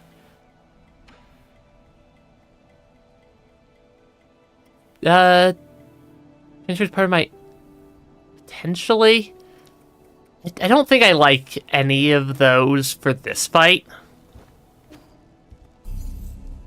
But I do think that the combo of Jades I equipped that time will be fairly useful.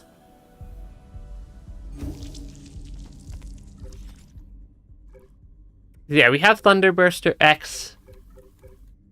We have... The Stasis Jade didn't really seem to be doing anything, actually.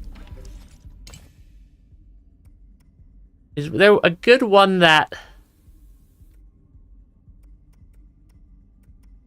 HP reaches 0 for the first time? Could be a useful one. Because that is a pretty good... That's a pretty good... I mean, 25% extra health and a pseudo extra life might be useful. Because yeah, the stun time from the Stasis Jade did not seem to be doing much. And if anything, might have been, if there was any extra stun time there, it'll probably throw me off at this point.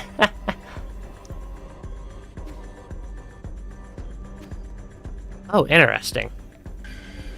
I just noticed that if I have my little death pile, the experience meter in the top left will show... It will visually indicate that.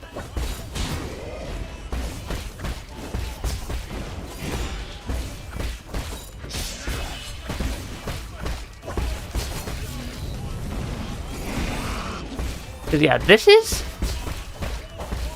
not actually that bad. Would you please?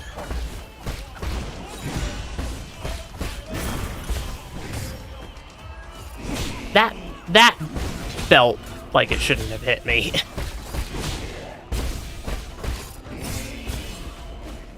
That definitely felt like it shouldn't have hit me there. I think that was my 25% heal triggering in phase 1. Which is not great.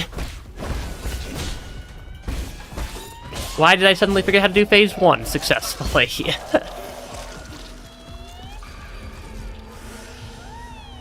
Now, why did I suddenly forget how to do phase 1 successfully?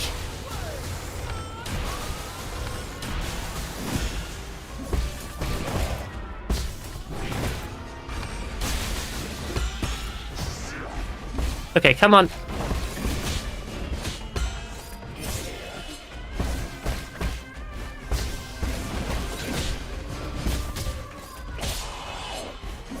Come on.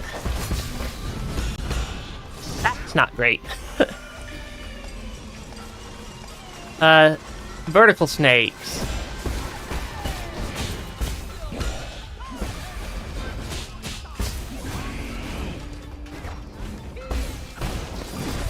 Focus a little bit more on the staying alive and a little bit less on the dealing damage. Is a good plan.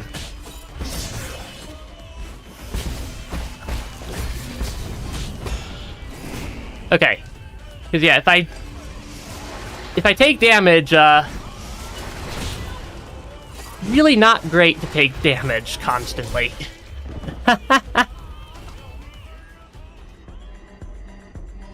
Yeah, I'm just, like, trying to mentally process how to process my way through phase 2 still. I think I like Lady Ethereal's boss fight music more, but this one's also pretty good. I do think I like Lady Ethereal's more, though, for the boss fight music.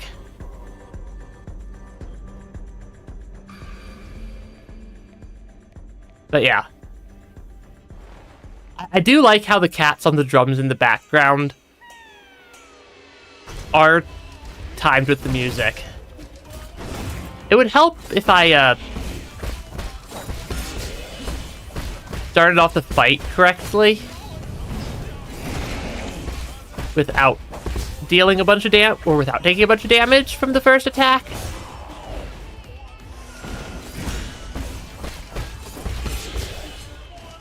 Okay, I should have a...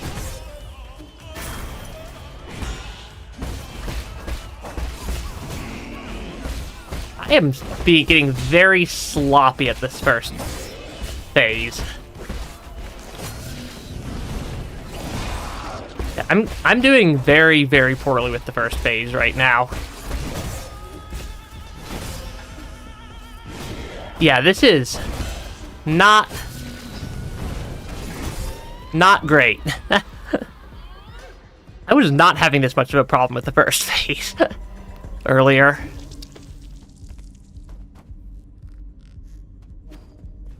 But, well, the bosses are definitely getting more difficult. Like, the game's difficulty is definitely starting to ramp up. Okay. 1, 2, 1, 2. Okay. Yeah, the game's difficulty definitely had a notable jump following around Lady Ethereal's fight. Is, I think, where the game's difficulty really ramped up.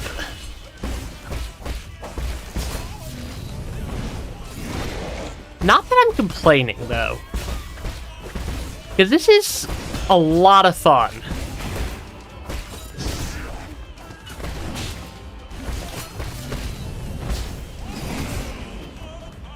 It's a lot of fun to be actually having to fully engage with the game's combat systems.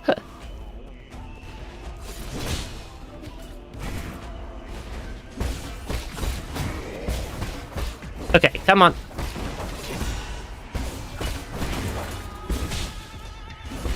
Come on.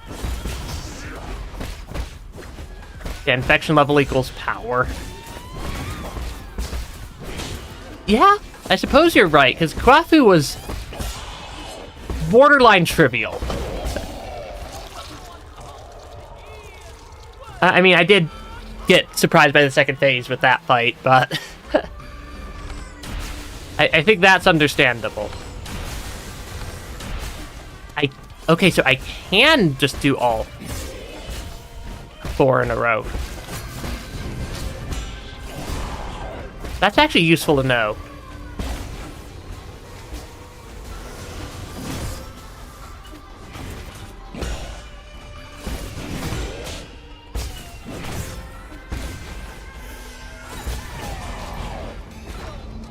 Okay.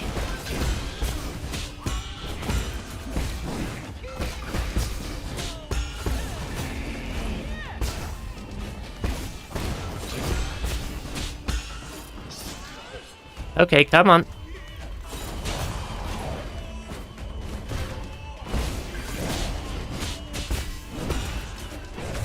That was a very useful save right there.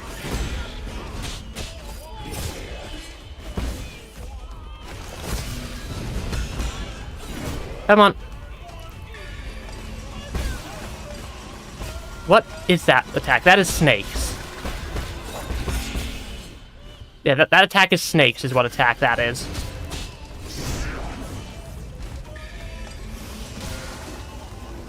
other snakes.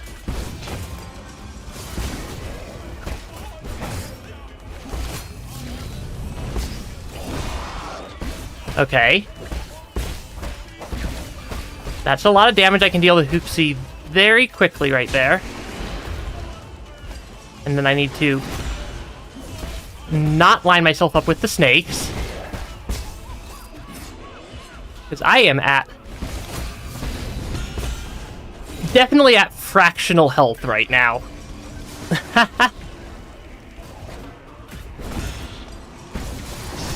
Ah, shoot. That one was also close. Had that not been the horizontal snakes attack that I have a hard time dodging consistently, that one could have been it. But of course it was the horizontal snakes attack that I have a hard time dodging, so not.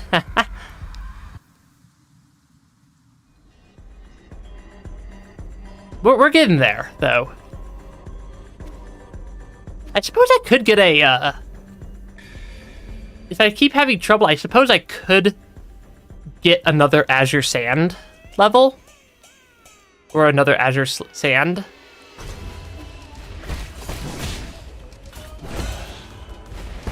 Because that's only 2,500 Jin, I think. 2,500 is pretty easy to farm.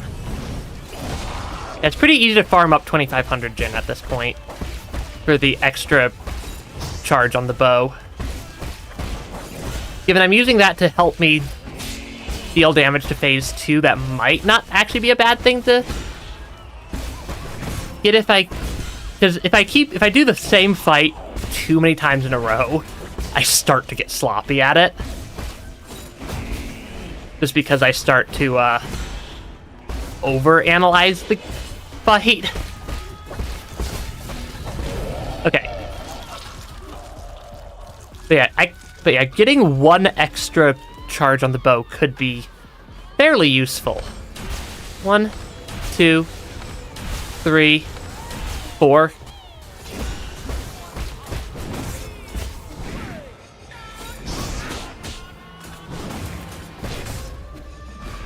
That should not have gone that poorly.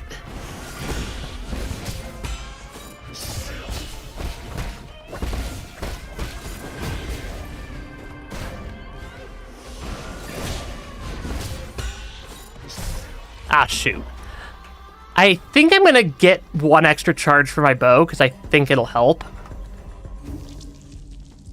And it also forces me to take a second, like a 2-second breather from the fight. Okay, I do need to travel to a different area, though. Because I don't think there's a good way for me to get Jin in this area, because I can't actually defeat any of the infected enemies.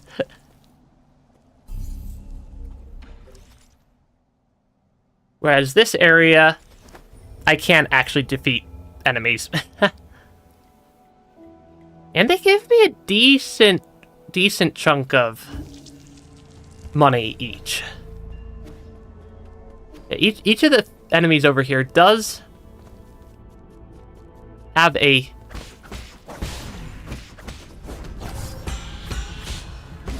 decent drop pile.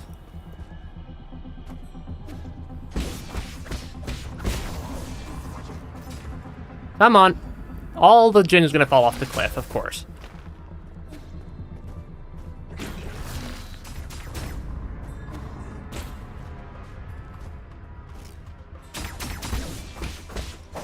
Come on, there we go. Yeah, a lot of these, and there's quite a few enemies in this area that... Actually, it might have been better to go to the tower? Like, before the area, before this, or before the infection zone. Because those things also dropped quite a lot. Quite a lot of Jin. As I was clearing through that area. What if I find another mini-boss fight here? There's another mini-boss fight here. We've just been ignoring it.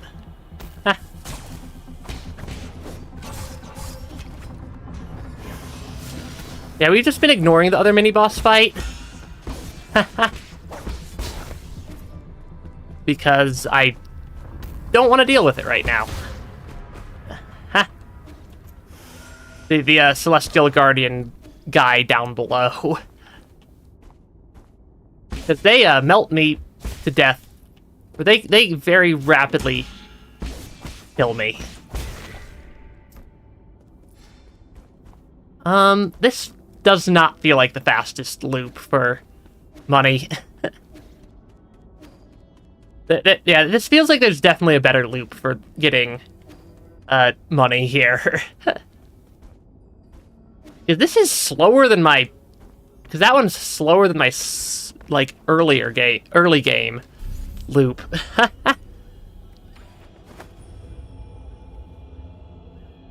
Yeah, the mini-boss fight in this area is, difficult. Hey, White Soul, welcome to stream. Teleport 2. This area had a decent amount of things that dropped a decent amount of money, though.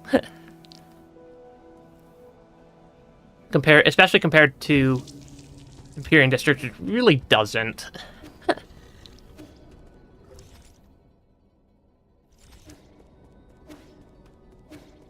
This is not where I thought I was teleporting to.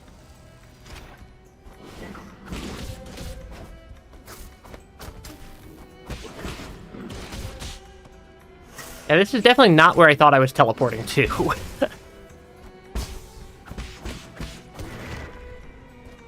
But I suppose if it works, it works.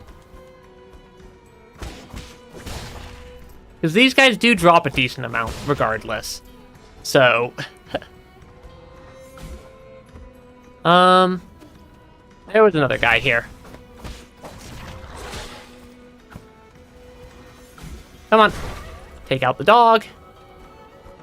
Yeah, I thought I was going up one more level, I think is where I thought I was teleporting to. We spent 2 hours dying to one boss. And we have yet to beat the boss, so I'm just taking a quick break from the boss to get a little bit of extra money for so I can get an extra charge on the weapon.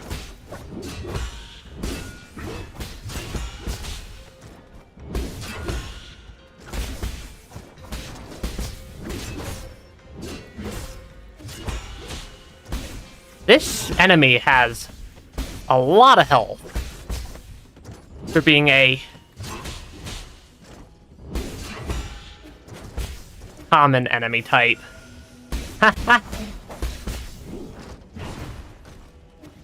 Yeah, come on. Okay. They do give me a decent amount of gin, though.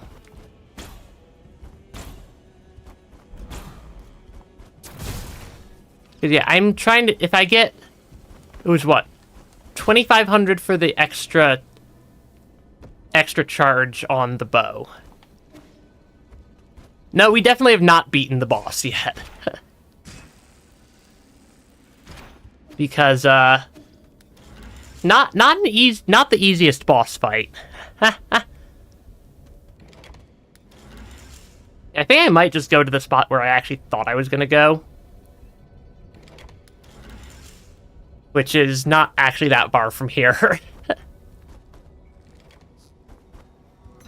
Because I should be able to go up here. Up, elevator up. Because there's a couple of the... There's a couple of the enemies that kind of sneak attack you that drop a pretty healthy amount of gin.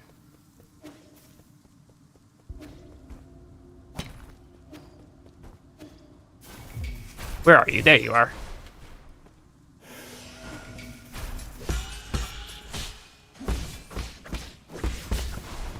Yeah, because I want to take out this enemy. Because these ones drop like what? Oh, about a little over 100 each, and I need 2,100. And this is a fairly fast way to get 2100. I feel like is just killing these two repeatedly. Because they're not that strong. And they're fairly close to a root node.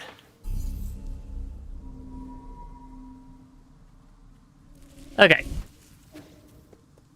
We have gotten close to beating the boss a couple of times, which is why I kind of want to finish upgrading my.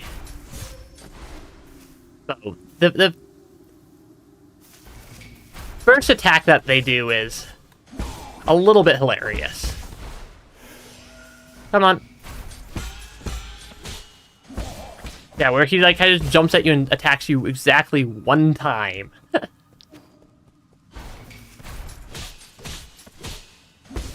Because that definitely gave me a jump scare the first time. Yeah, these enemies definitely jump scared me the first time I ran into them. Because yeah, we're not that far from the root node. This feels relatively fast.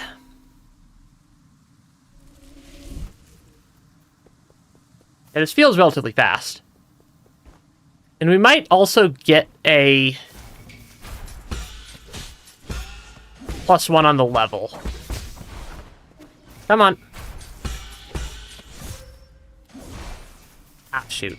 Yeah, if they attack me, they knock me down for... Their third one knocks me down for just a little bit too long.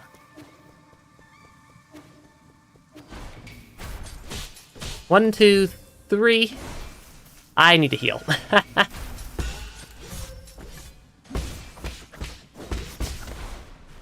Because, yeah, a little bit of... We've definitely gotten close to the boss. I mean, there's a lot of just enemies in that area, but probably not. Okay, come on. I also wonder if there's any just random bits of dialogue required. Or dialogue in the pavilion. Come on, attack me.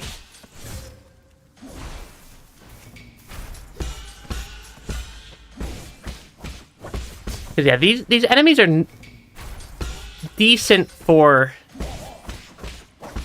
Jin, because yeah, they drop 12 or 120 Jin apiece.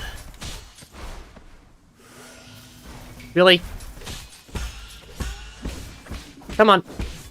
Now, 120 Jin apiece is entirely reasonable,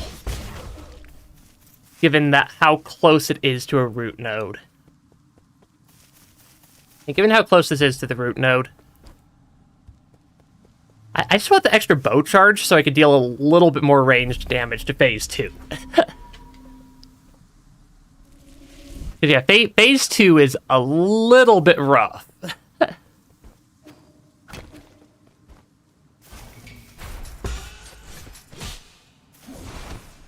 Oh, come on. 1, 2, 3, there we go. They're very consistent with their attack pattern, at least. Probably gonna need to do this one more time after this, I think. I think one more time after this will be the number of times I have to fight these guys to get 2100. Actually, it might be 2 more. I think there was one just off to the left. I think there was one just off to the left of this area. Somewhere over here, I want to say.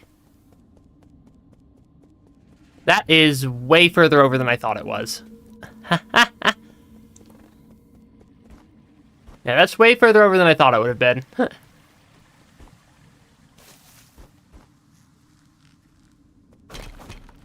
Was there one up here? Is this where it was? No.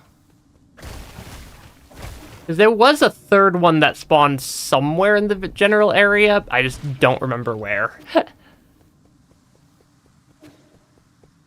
And I think that I spent more time looking for it than I would have spent just doing a third round.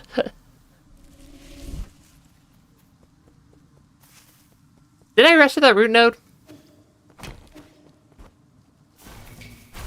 Yes, I did.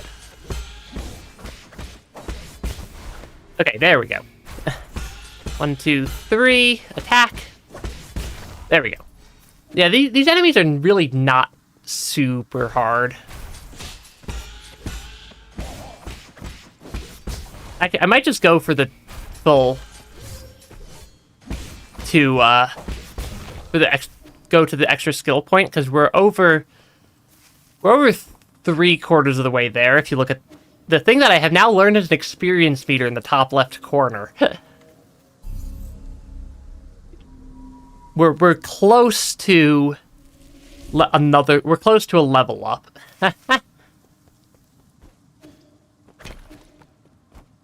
And I might be able to save a standard component by going for a level up. Okay, come on.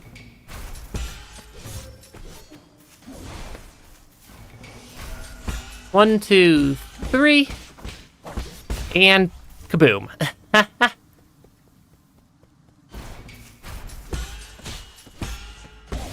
One, two, three, and kaboom. He stuck around for a bit longer than they normally do. Yeah, you can see my experience meter is getting up there. Metroidvania where you wander around with no clear idea on what to do. I do like Metroidvanias and having to figure out how to get to the next section. That is I think one of my favorite genres of game is probably 2D Souls like Metroidvanias. Because they're just so fun, because like you get the high difficulty sections from the Souls-like part. You get the upgrades and exploration from the Metroidvania part, and I like 2D games more than 3D games. And I had to be very careful with wording that last part to not make it easy to take out of context.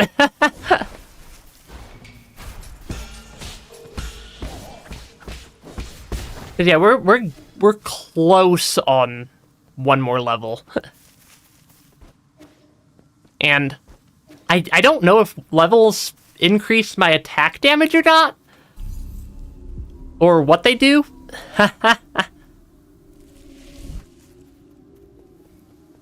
But I know they give me a skill point, and while I don't think that the other skill point is particularly useful for me, it's not like it actively hurts. Fun to take out of context. Hello, where are you? Yeah, there we go. I figured if I'm gonna get that close to a level up, I might as well just level up. Yeah, these ones are 3.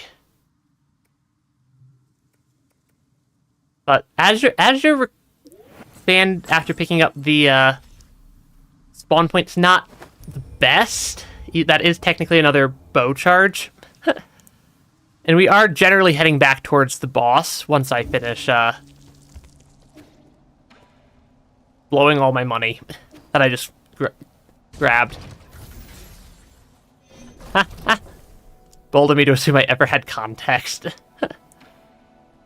Oh, it was 4th? I thought it was... I thought that was 2,500, not 4,000, so I guess we're heading back to get more money.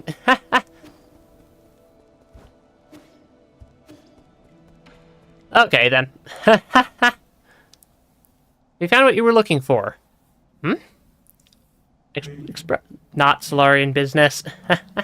Okay, don't worry. I wasn't looking. I was just curious whether you found what you were looking for. Shanghai 9000 looking for someone. Ooh. No, never mind. I shouldn't pry. Shanghai 9000 looking for friend. Friend? What model? Solarian. You should look in the Enlightenment Sanctum if you're looking for Solarians. Friend, not in Enlightenment Sanctum. Friend, not sleeping. Oh, I'm sorry. they haven't been sleeping, all you're gonna find is a body. Doesn't matter. Almost found friend. That feels slightly sad. Yeah, apparently it's also slightly more expensive for the extra bow shot than I thought it was. I do want the extra bow shot, because that means I get more, basically, free damage out of the, free damage on the boss. And more free damage on the boss is not what I'd call a problem. Okay. Need 3,600 because I have a standard component.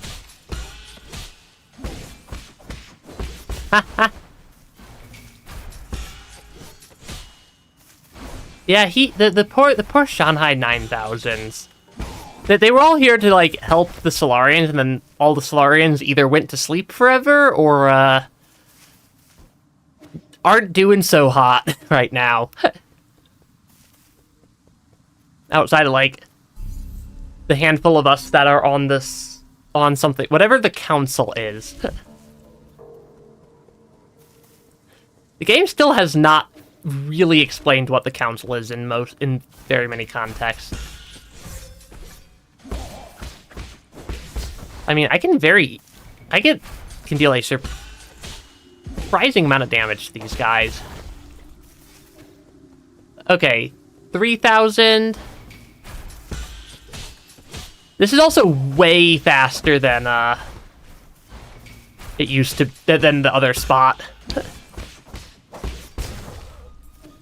Yeah, it's kind of similar to the iterators, though they're not the most intelligent either, unfortunately. Yeah, getting an extra Azure Sand will be very, very nice. Yeah, the extra Azure Sand will be very, very nice to pick up. I don't think so. I think they're actually mechanical. Like, actually completely computerized mechanical. Because even the fish on their head is not actually a fish. It's a hologram of a fish. Yeah, it's a hologram of a fish, not a fish. Okay, one more lap. Because yeah, that was lore that we got at some point. That it's a hologram of a fish instead of a fish.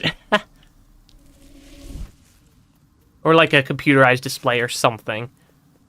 In most instances.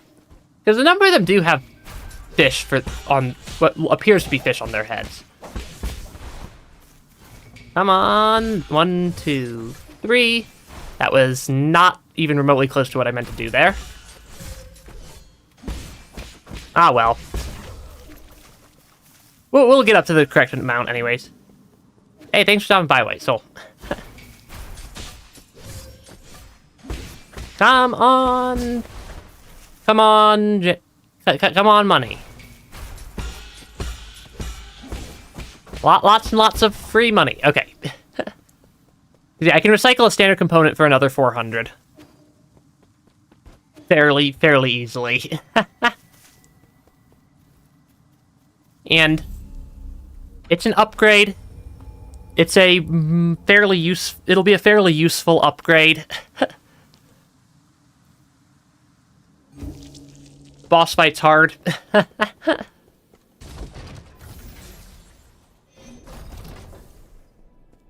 Boss fight's difficult.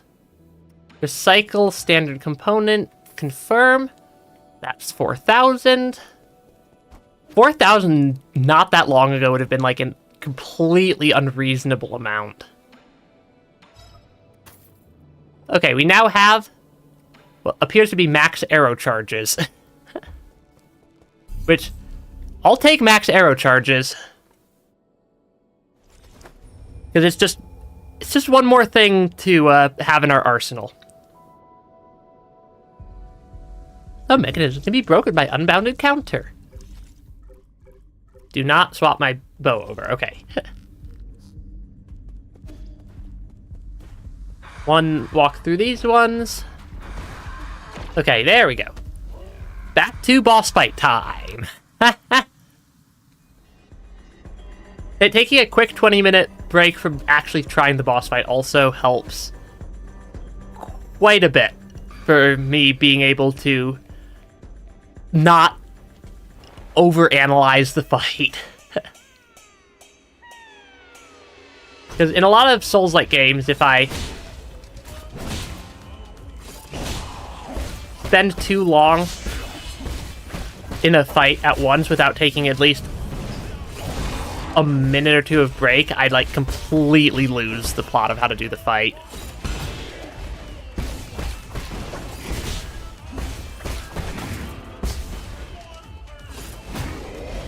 Okay.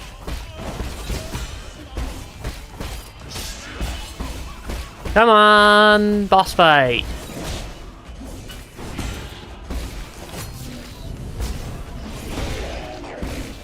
This is going fairly well so far.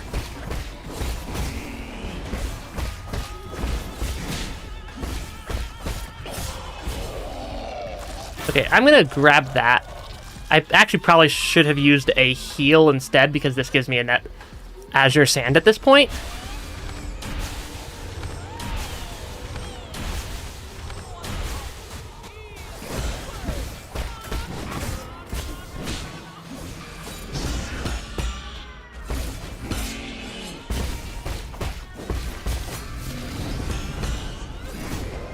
Okay, heal. I suppose if it works, though, if it works.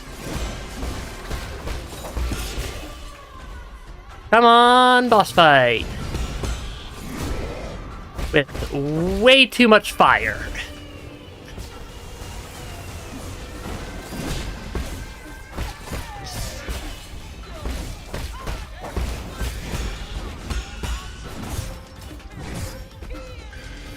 Okay, get my revive.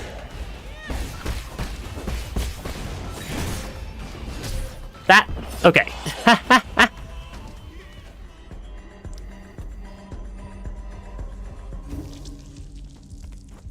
Yeah, I just need to play a little bit more carefully in phase 2, I think.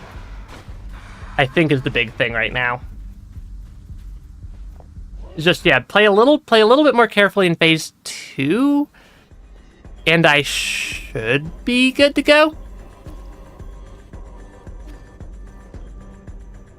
Because yeah, phase two is pretty tricky.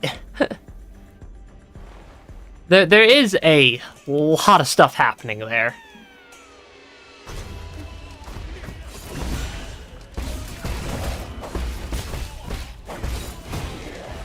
I'm on boss fight.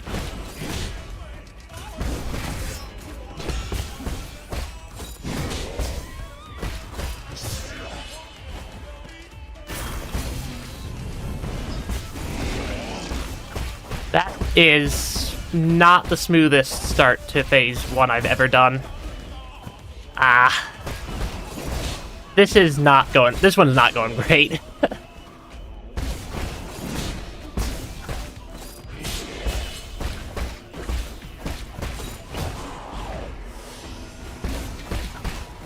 Come on, boss fight. Also, the fight's not over till I'm actually out of health.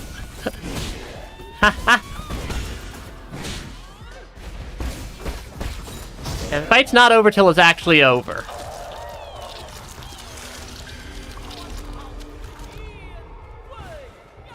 Okay, you're gonna turn around. 1, 2, 3, 4, 5.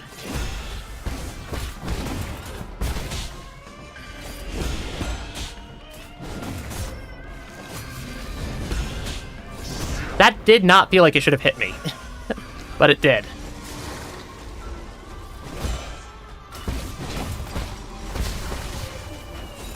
It's the snake attack that I do not do very well with. I do better with this snake attack than the other one.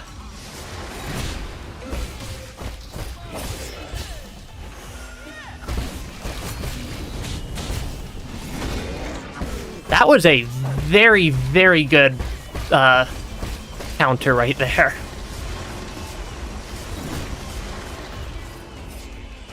Yeah, that was a very good unbounded counter on that one.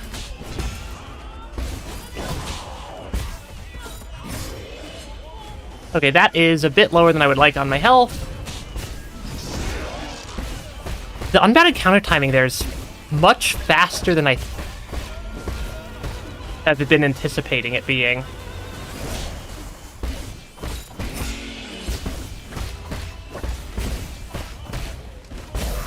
Okay, I think we got it right there. that was way... Assuming we got it, that was way too long at basically 0 health for my liking.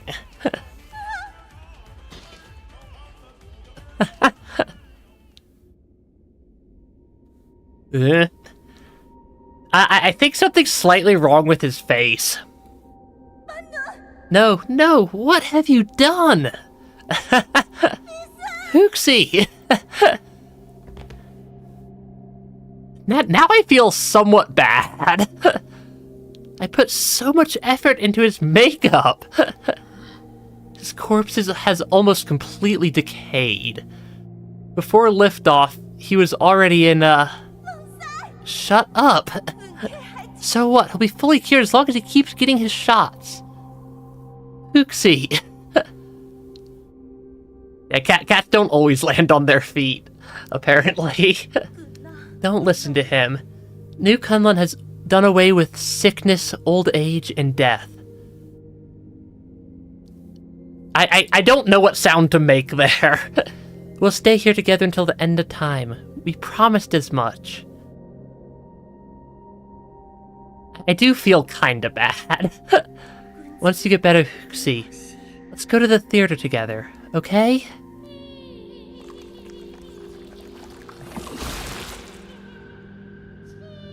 Yep, that's about what I expected would happen.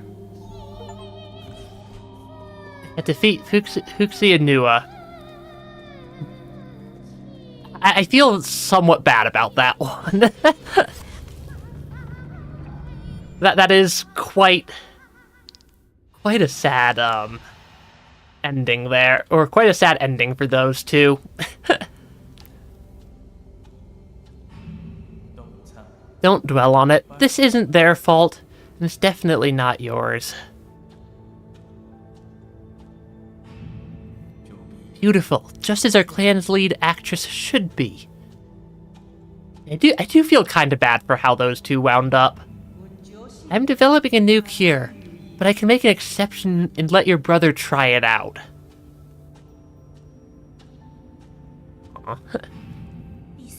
Time for your shot, Hooksy. You'll be better in no time.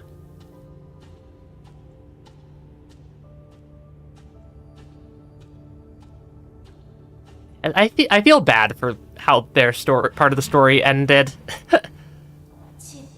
These feelings emerged in a haze, but they deepen with each passing day. Yeah, that's a somewhat sad ending for those two. But hey, we got the soul seal. We've now collected the 9 soul seals from around the game. I'm pretty sure I'm keeping track of that correctly now. Plus art, plus hours. Seal of Nua. Containing the character Gang signifies selflessness. Oh gosh, there is a... Apparently there's a lot... Apparently we've met still missing 2 characters there. 1, 2, 3, 4, 5, 6, 7, 8... Hold on. Are we still missing one? We might still be... Oh, we still might be missing 1, 2, 3, 4, 5, 6, 7, 8... Okay, so yeah, we have 9 of the 10. Still. That was not the button I meant to hit. Tianhuo Serum, part of Nua's private collection, handed to Abacus to assist with research on the Tianhuo mutations. According to this label, the serum is a restricted item from the research center, outside of the reach of ordinary people. And we get and we get lore. Do you require any assistance, my lord? It appears Huxi was receiving some kind of treatment? I found some vials of blood serum in Nua's room. It might have something to do with the Tianhuo mutants. That's great news. Our research has hit a bottleneck, so this new discovery might lead to a breakthrough. If you can please, bring it back to the Four Seasons Pavilion. I'll be able to use my instruments to analyze its contents. Got it. I'm guessing this might finally give us the ability to actually kill these things also. Oh gosh. They have turned into an infection pile. Okay then. That is a thing. They have indeed turned into a giant pile of infection. Okay, come on. Pavillion's not that far away. I really want some way to actually kill the pink things. Because there's so much stuff blocked behind not being able to get rid of the pink stuff. Oh, there's flowers here now. Inside, and it's like winter outside. Why haven't I seen a Solarian that's my age? Doesn't your tribe have any kids, Yi? They're all in hibernation. Does that mean they're sleeping? I really want to meet them. But the only thing is, will they like me? We're kind of different. Don't worry, you're very likable, unlike when I was a kid. If you get the chance, I'm sure you'll get along with them fine. If you get the chance. Aww. Ooh, I can also talk to Shenong. I've heard about the crazy parties your people get up to in that Empyrean district. So, is it as extravagant as they say? It's extremely decadent, but I can't bring myself to blame them for it. They have long since given up hope, and are now treating their final moments as one big party. Partying till the very last minute. More like numbing your senses till the very last minute. Yeah, I still don't think I have a way to get to that chest, though. I still very, very much want to get to that treasure chest. It's been teasing me basically the entire game. At this point. It's one of the very first treasure chests I saw. And it's going to be one of the very last ones I get at this rate. Which I suppose works.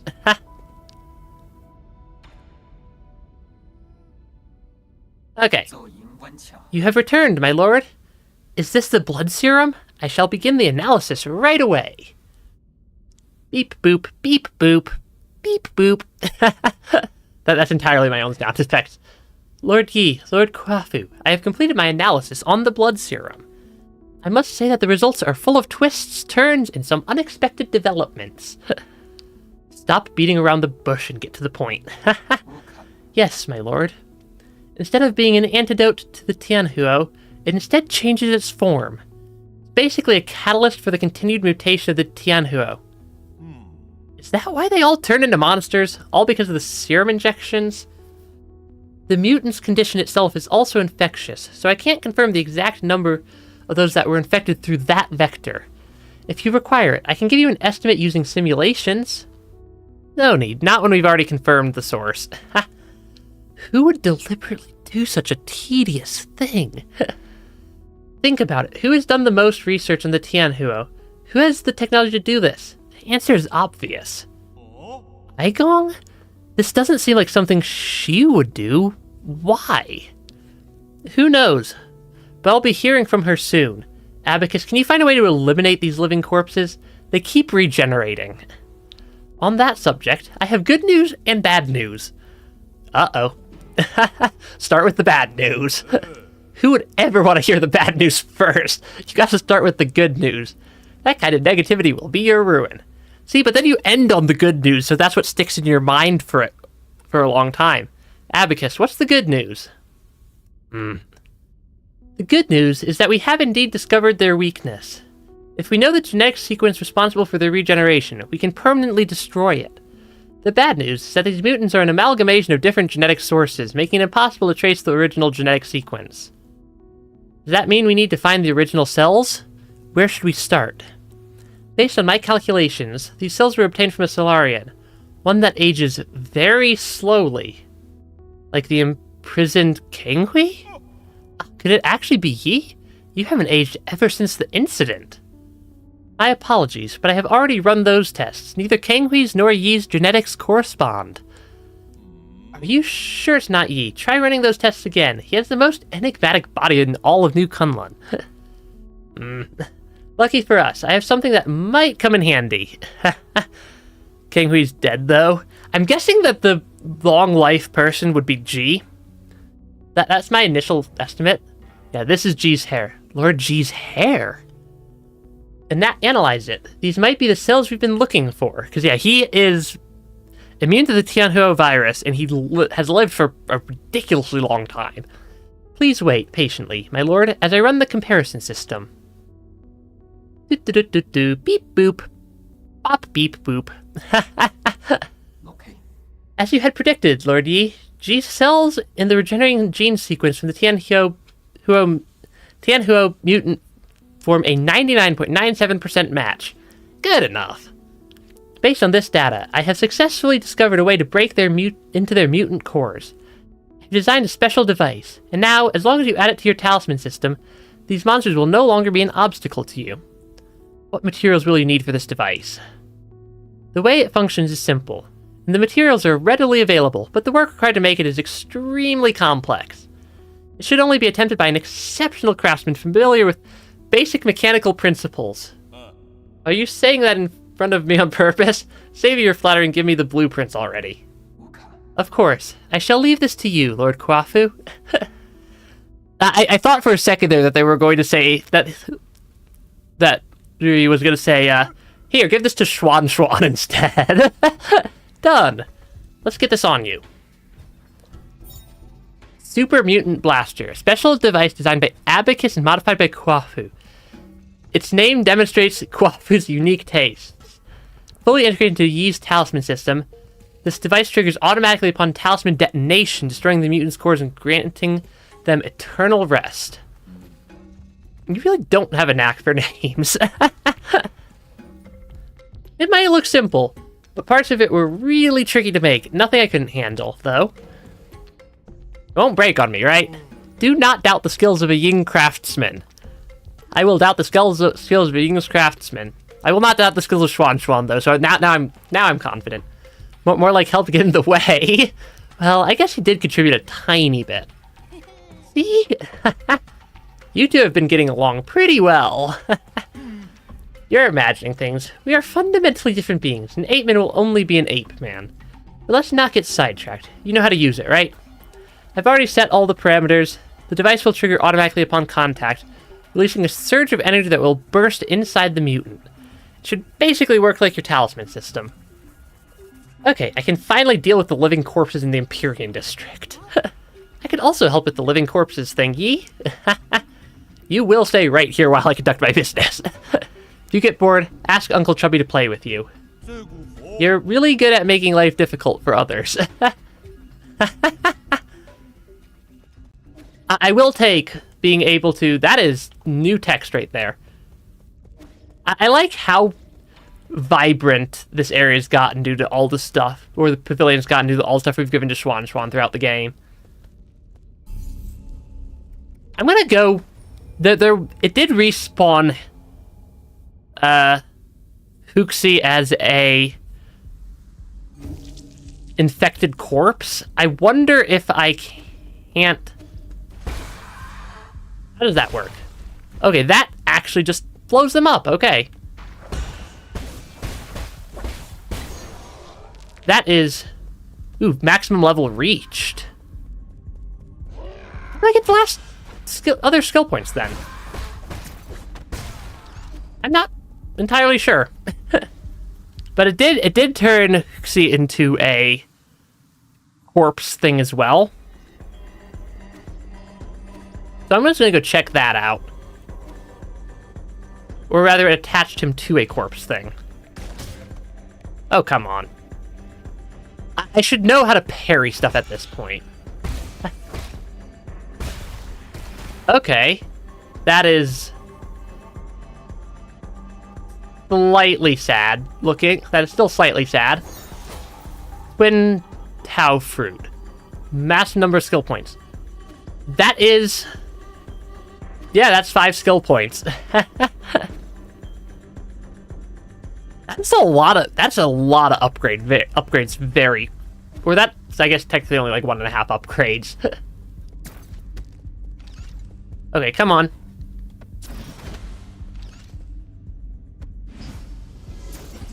Are you able to aim?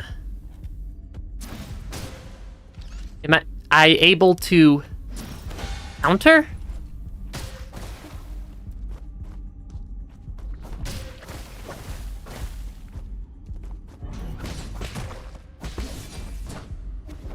Okay, let me heal also. Okay, I am indeed able to counter that. What is up here, though? Oh, it's one of these guys.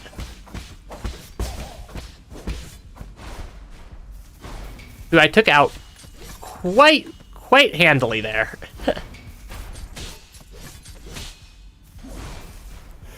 Okay, come on. Please stand somewhere where I can kill you. Thank you. I realize that they probably don't want me to kill them.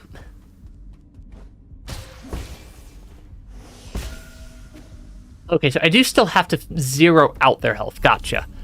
Yeah, rest in peace. Those two. That one's pretty good. These two I don't have enough for. And I'm also at max level now, so I can't get more from leveling up.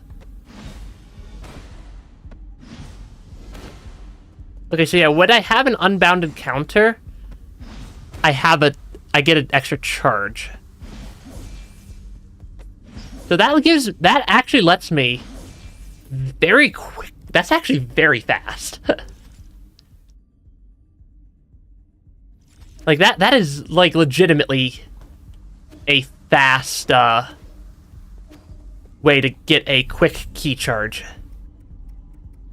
For like, especially because I need a key charge for the talisman, because I really like the water style one that only costs 1.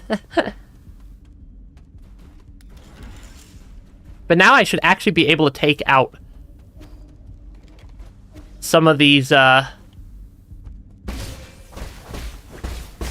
I should actually be able to take out some of these creatures now.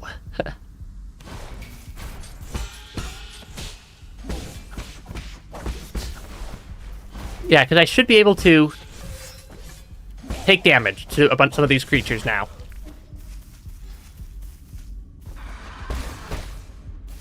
No, I should be able to... Okay, so that's how you get past those corrupted door things. Okay, and we have now unlocked that part of the elevator. Very nice. Ooh, elevator access token, labeled Research Center. Suddenly, progress. And lots of it. Passenger token, Jihai. A token carried by Solarians used for identification and as a voyage log. Can be recycled at the 3D printer. I'm the most extraordinarily unlucky person to ever live. In the room, my umbilical cord almost choked me. I've been hit by bird droppings, caught in sudden rains, faced various dangerous situations. It's unbelievable that I got a spot here. Was all that misfortune the price for this one bit of good luck? Something tells me it's not good luck. Yeah, something tells me that your luck is slightly expired. Given the current state of the situation in the Empyrean district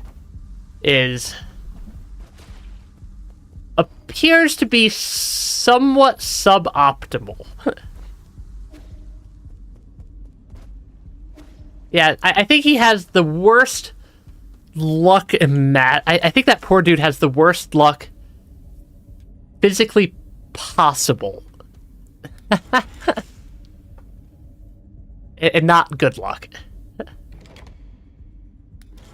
Okay, I want to go up to the top.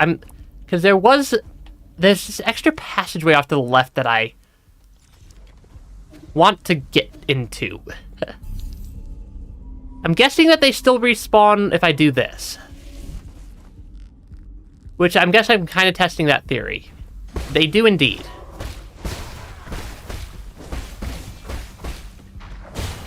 Okay, yeah, they do indeed respawn if I do that. But that's easy enough to deal with. Because I can actually take them out instead of having them constantly be following me across the entire stinking map.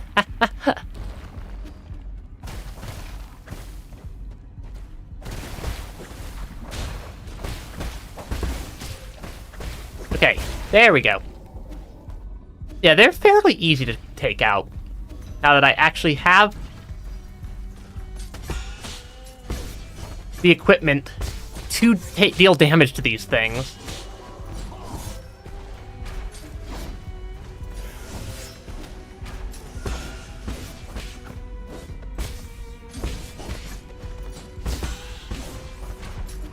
And now that I actually have the ability to hit these, and take out everything. Hey, potatoes, welcome to the stream.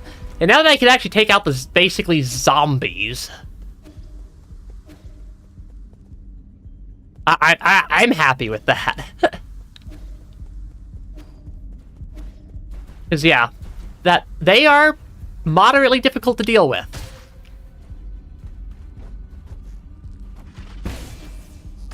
Okay, that should take out a... Oh, we're clearing out, like, lots of the area here.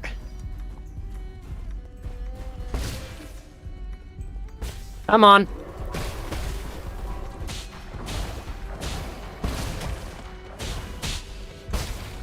Oh gosh, that was a little bit more than I bargained for.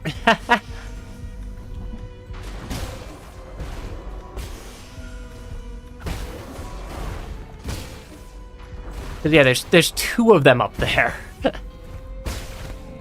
Okay. And then whatever you are. I have no idea what that was.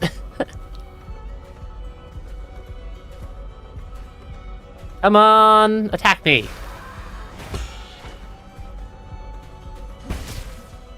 Okay, there we go. Ooh, they dropped something. Passenger token... Oh, did I just kill him? This area does smell super weird. A token carried by Solarians used for identification of voyage log.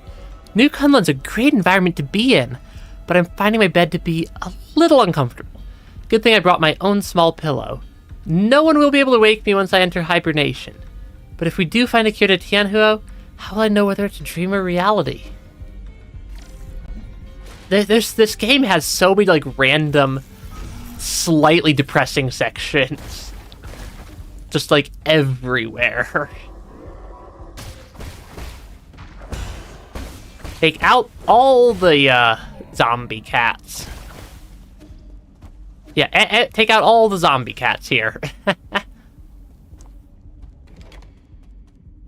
Can I go up, please? No. No, up.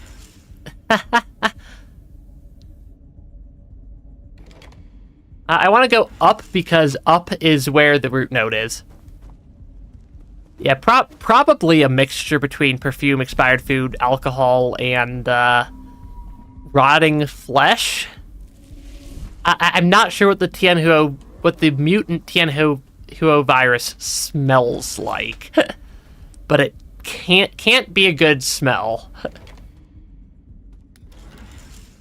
Yeah, it cannot be a good smell. It's about all I know about the smell. Yeah, it is so nice I can finally take them out. Passenger token Yangthan.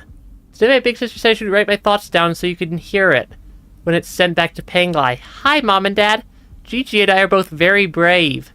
Sometimes we still cry, but we only do it at night when we're asleep. I decided to learn how to cure your sickness as soon as possible so that one day I can go back and make you feel all better. Wait for us, okay? I feel like a monster. This game is very good at making me feel like a monster. By fighting these, by killing them. Because they keep dropping little passenger tokens that have little stories attached to them. I have an access card for the restricted level down here in the research facility. Yeah, I can recycle those tokens. I don't know if I'm going to. Because it's making me feel really bad. Ooh, what's this? Map Data Research Center chip. Yep, it's another chip. We're still missing a couple of chips, aren't we? Because, yeah, we're missing the one for this region. We're missing the one for this region. We're missing the one for the prison. I kind of want to go track down the missing map, the handful of missing map chips we have.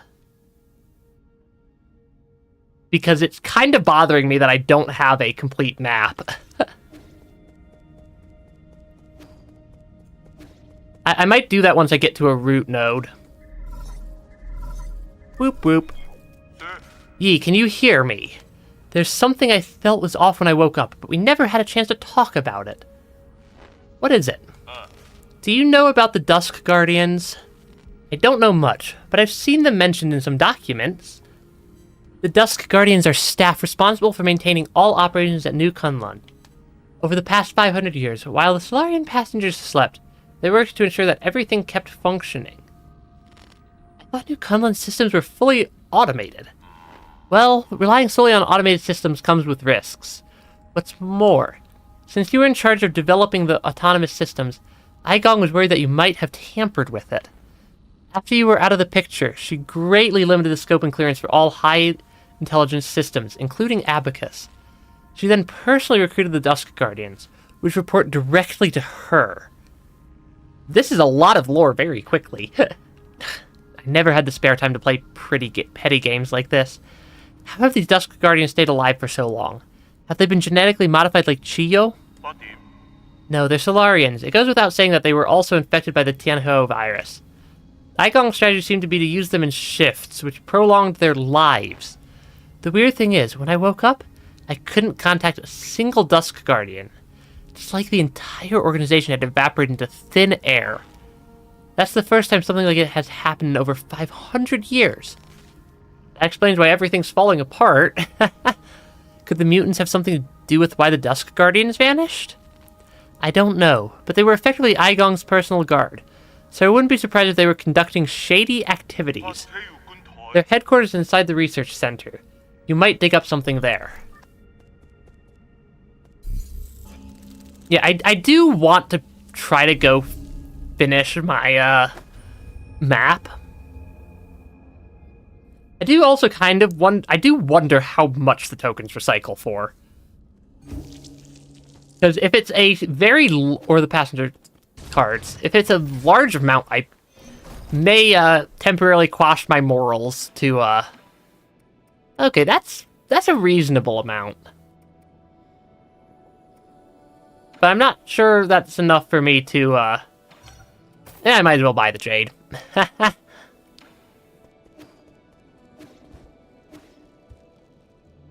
Yeah, there's so much Schwan artwork all over the place. Yeah, buy the Jade just to buy the Jade. I have no clue where in this area the map node would be. I want to try to finish the map as well here. Yeah, it's a nice drawing of Kwafu. Is it up there? I think it might be up there.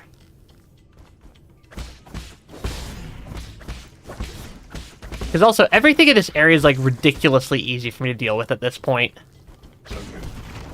Because I have so many just random upgrades. Side portraits really are difficult. Okay, here's one map chip. Request chip. Where do you think you're touching? What nerve? If you want the data, just give me 400 Jin for it. There's no need to destroy me. It's not like I want to keep talking to you. I just don't want to be shut down. Oomph. Do I have 400 Jin? You don't have enough Jin. What are you trying to front? Okay, I need to actually have Jin also. Luckily, we have a very good source of several hundred Jin in my inventory of the passenger tokens. I am a monster, apparently.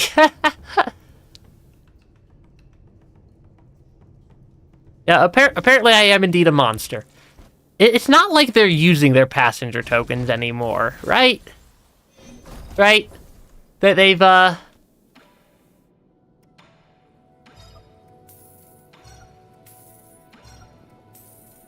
been slightly killed at this point. Ooh. Swan had something to say. Which I will absolutely go interact with. Do you have time for one more game before I leave? Of course I do. This could well be our last game. Huh? What did you say? Nothing. Let's start. Aw. Because I feel like we're starting to get close-ish to the end of the game. Hey, Yi, even though you haven't told me anything, I know. Know what? I overheard some of the stuff you guys were discussing. I know a lot of things are happening outside, and I know your people aren't doing that good. Is it because I'm not strong enough? Is that why you won't let me help? You're overthinking it. No one can help me out of this situation. I used to think I could turn things around, but the truth is, I can't do anything. That doesn't really sound like the Yi I know. If only I had known it would all be in vain. I'm starting to envy those that stayed behind. Really? But if I never met you, I'd just be alone. If it weren't for me, you would be living a much better life. Maybe, but I wouldn't want that. Swan's too nice. I would be super bored without you, Yi. That kind of life would be meaningless to me. What makes something meaningful anyway? I can think of a whole lot off the top of my head, but you might not think much of them. Try me. I want to hear it from you. Like, remember that one day when the weather was perfect and we slept on the grass till the sun went down? Yeah, that was a really good nap. That other time we had a huge fight over that stolen grilled fish. We didn't talk for 2 whole days after that. Yeah, I never understood why you got so angry over it. Or that one night when I fell asleep while you were telling me a story. You just kept going till the morning because you didn't notice. But aren't these more like memories? I don't know if this is the right way to put it. But I think the meaning of life is pieced together by a mix of happy, angry, and even sad moments. Swan is very, very smart. Living life itself. Is that the meaning? It's taken me a while, but I think I'm finally starting to understand it. I think it should be felt, not understood. Like when playing Kyankum. I do think that they based the game off of Go. Am I going to win? You are. I already knew I wasn't going to win halfway through. Congratulations. Now you can find your next opponent. No way, I'm not playing to win. I just want to have fun with you, Yi. Not playing to win. I really have a lot to learn. Oh yeah. I like Swan as a character. He's nice. Enlightenment Sanctum. Has it really become a dead city? That was the most important area of them all. We really shouldn't have handed it over to the Fang clan. They're irresponsible heirs. They aren't the only ones responsible for this predicament. The Empyrean district can't have fallen that easily. New Kunlun seems to harbor secrets hidden to even you and me. Yeah, there's a lot of stuff that's just like happening in this game constantly. Because, yeah, there's so many little moving parts. Yeah, I'm gonna say that there's just a lot of moving parts in this game. But, well, what can you do sometimes? Other than take a page out of Schwan's book and just live an interesting life.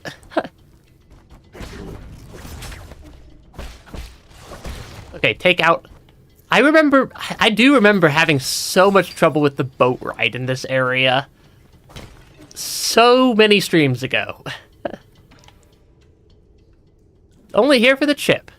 Hey, I have money this time. You're actually paying? Agricultural zone chip. Yay!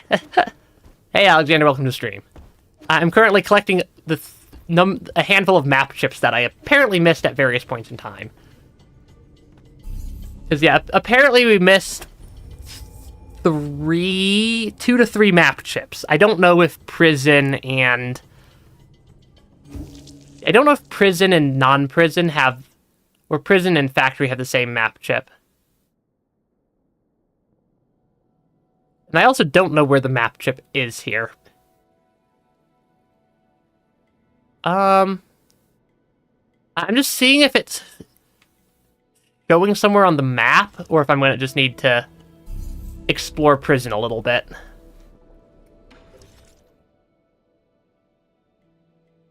Because, yeah, I'd like to find the map chips for the... Or not map... Prison, for factory. I'd like to try to find all the map chips that we have missing. Because that would be rather beneficial, I feel like. To just not have missing stuff on the map. But I have no clue where the other 2 map chips are. I just know I want them. And they're somewhere. Yeah, they're definitely going to be hidden somewhere around here. Go down a floor. I don't know if they always show on the map, or if I just got, like, lucky, or if I had talked to that Shanghai before, or what.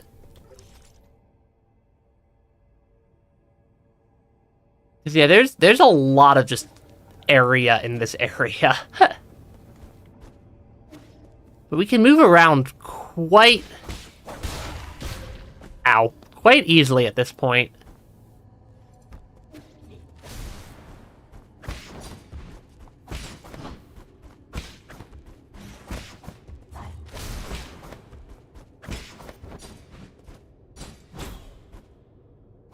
Yeah, we can move around the area quite easily with our double jumps and whatnot. So I'm just gonna kind of run back and forth till I find the map chip. Ooh, what's he? Have I been into this room before? I think I have. I have. That was one of the fertilizer rooms.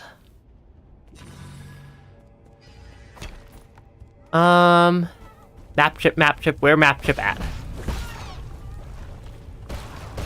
Oh yeah, the, flesh thing conveyor belt up there. I had forgotten that was a part of the game that existed. We also have so much more health than we did the first time we came through here. And more attack. And just more of lots of stuff, honestly. There is an area down there that I haven't been to yet. Oh, right. They, all kinda exist.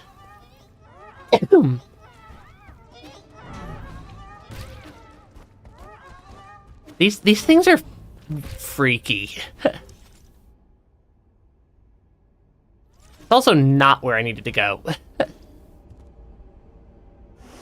Yeah, those little flesh creatures are still a little bit freaky to me.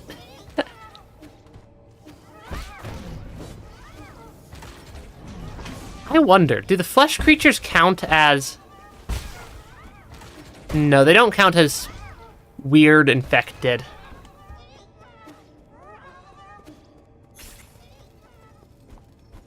Oh, I could literally just, jump up. Rock climbing's fun. Yeah, I know I enjoy rock climbing, so hopefully you have fun with that, Alexander. Anywhere else that the Shanghai could be on this floor? Maybe over there? I'm just looking for the map chip. I'm just looking for a map chip right now. Because we only have a couple of missing map chips. Because we got the one for the research center for basically free. And the more map chips I get, the happier I think I am. Yeah, I like how much I used to struggle with some of these common enemies. Because they are quite strong. Like, they're not weak enemies by any stretch of the imagination. Yeah, there's an entire section over there that I apparently never fully finished clearing?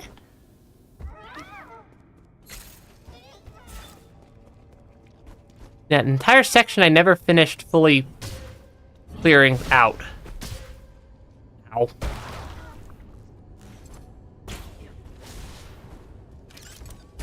Okay, that was just rude of you.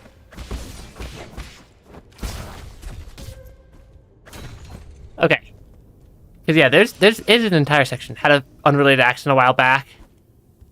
Yeah, harnesses for rock climbing are a little bit weird sometimes. Oh, it's one of these guys.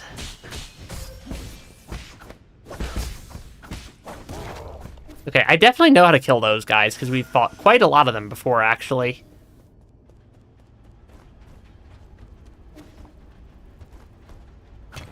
I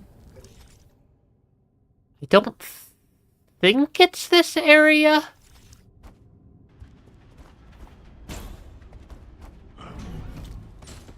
Yeah, because there's definitely still a map chip somewhere in this region that I have not collected. Okay.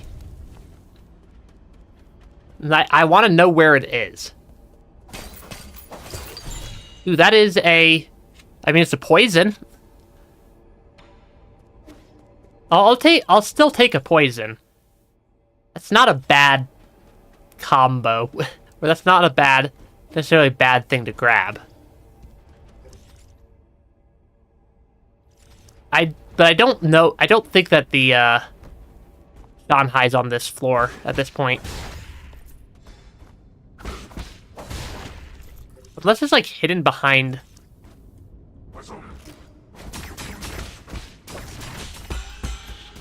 Unless it's like hidden behind one of these guys.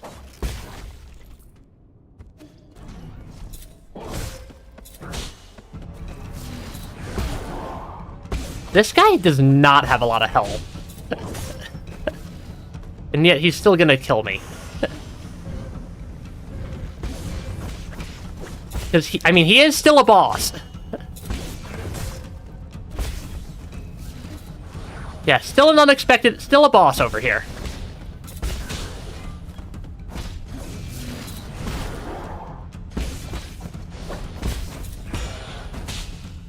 How quickly can I, Come on, kill the boss.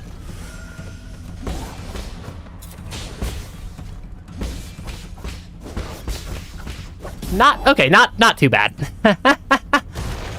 It does help that this is a relatively lower level area than what I'm used to at this point.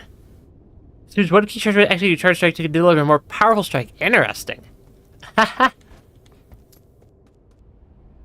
Not exactly what I came over here to look for, But I suppose if it works, it works. Up, down, left, down.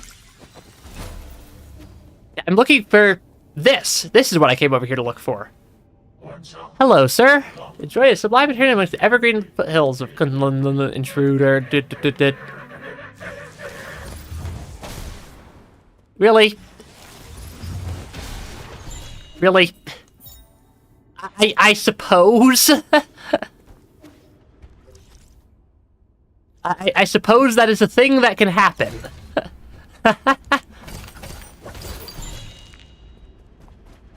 That is not exactly what I expected from the Shanghai in this region, but also, I'm not sure why I was not expecting that.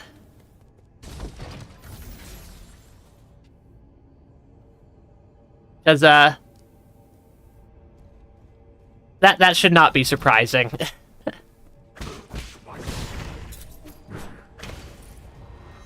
You're not allowed to exist anymore.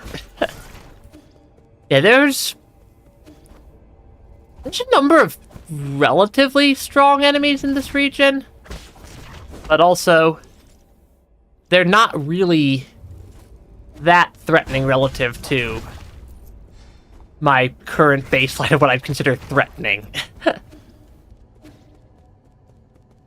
I don't know if that counts as the prison ship or not. So I'm gonna go activate. I'm gonna go read the 3 map chips I have, and then see if I still need to go get a prison chip. Okay. Because yeah, I don't know if the prison counts as part of the transmutation zone. Why do you talk all differently at the same level? You Solarians all talk the same? Is that a fair comparison? Go, ask people who made us. I wouldn't be asking you. Yeah, I'm just not sure if that counts as... Okay, that does count as the same map chip. Okay. Give agricultural zone chip. Yes.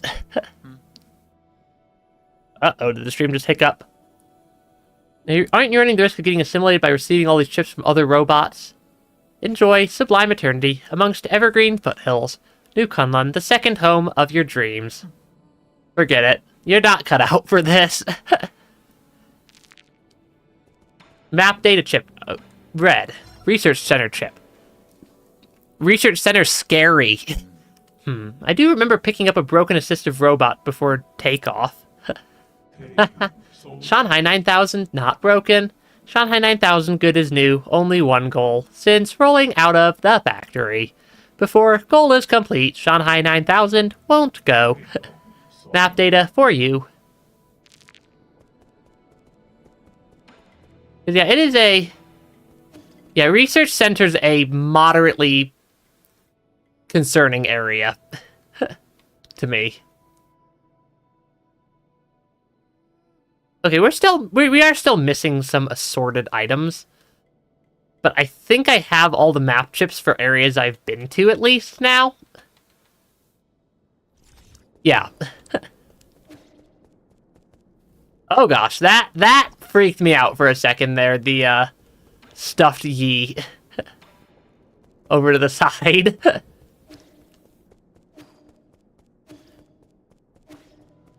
Okay, is this one or... I know I have a poison. I don't remember if I'm at an even or odd number of poisons I've fed him. I fed to, Chenong over here. Don't tell me this is your hair. No, I don't have a transmutation habit, so my hair is toxin-free, which won't be to your liking. Ha. It's fine, as long as it isn't yours. I don't mind eating hair, I just don't want to eat yours. Oh, this is marvelous. It looks frizzly, but it's smooth as silk. I'm starting to black out. That poison hit just right. And so whose slitted hair was this? I can probably guess from the way you laughed, but you're better off not knowing. Because yeah, how much is the other... How much does the other poison up here cost? I think there was one more poison for sale. Negative. There was not one more poison for sale. Sure, I'll buy a jade. Why not? I'm about to go somewhere that's going to cause me to die and lose all my money anyways. So I might as well get something out of it. It's actually not a bad combo. Teleport to Research. Tiandao Research Center.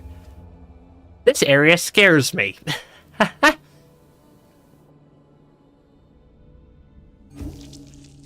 This area scares me slightly. Okay, that's a locked door to the left. Because yeah, this area is liable to be tricky to deal with. I did not mean to use my bow, so I'm gonna rest up again. Yeah, resting up with the bow is... or recharges the bow.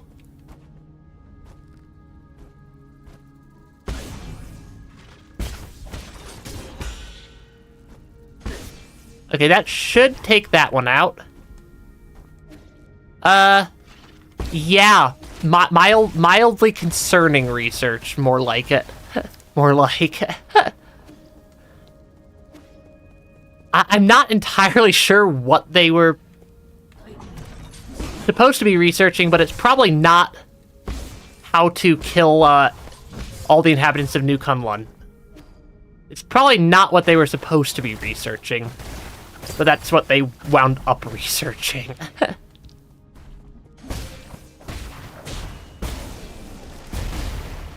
I have no idea how to handle or what to think of some of those cats.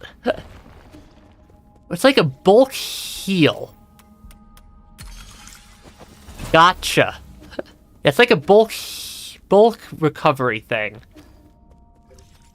Hey, I know where we are. We're up above everything that I was having one heck of a time dealing with earlier. Okay, that apparently is part of what we need to accomplish in this area.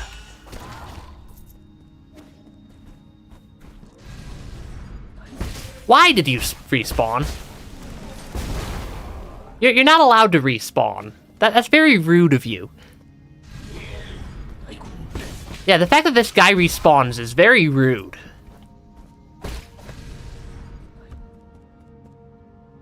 I'm gonna heal before I fight this guy.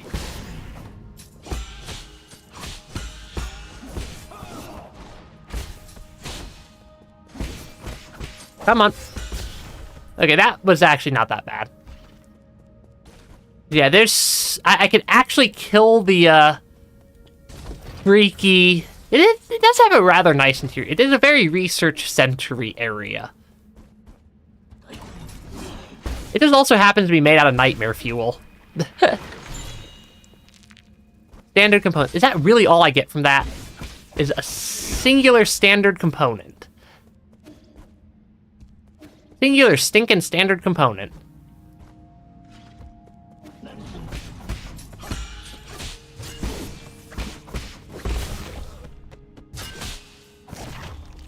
Okay, because I can actually take out the pink stuff, finally. It feels so good to be able to take out the pink stuff. Was there something down here that needed me to take out pink stuff to get to? I don't remember. Or that required me to take out pink stuff that I would have access to, because there's pink stuff down here for sure. But I think it was all accessible on the wrong side. Yeah, I think it was all accessible from the other side. Oh gosh, I just realized I'm very low on health right there.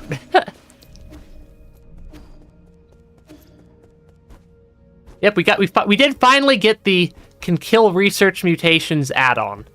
Though it's not actually so much research, or at least I don't think it's actually so much research mutations, as somebody had a real bad day at the office.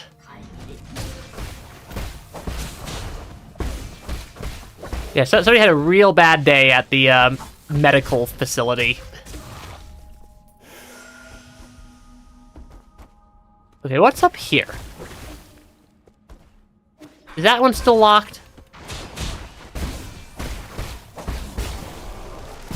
Okay, yeah, that one was still locked. This is actually a slightly tough area to deal with.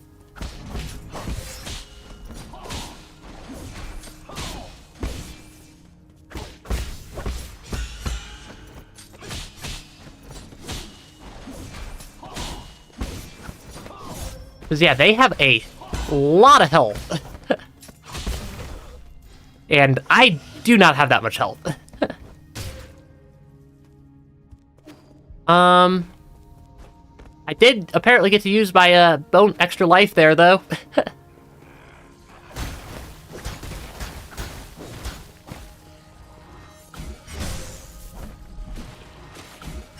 Okay, there we go. Take that out. Yeah, possibly even... Actually, it's probably a really bad, like... Many, many years. I'm gonna activate the elevator first. And then deal with the, I don't know what this is. Second. But I can at least actually kill them now. I can at least actually kill things that are infected. I'm taking my senior officer to Ascension Palace. He has already finished his Dusk Guardian service and was eligible to be discharged for hibernation. However, what appeared before us wasn't a hibernation machine. It was a killing machine. I saw all the others who had been discharged there. Some turned into monsters, and those that didn't were just being kept as experimental subjects. Was there no hope to begin with? We used all our strength to escape here, but now my senior officer's injured, and all the medical equipment here is broken. How did it come to this? Yeah, somebody or several somebody's had a real bad time in the office. Given the current state of the research facility.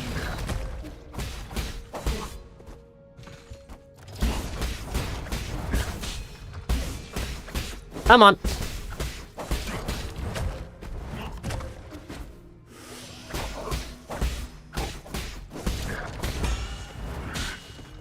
Come on, please die.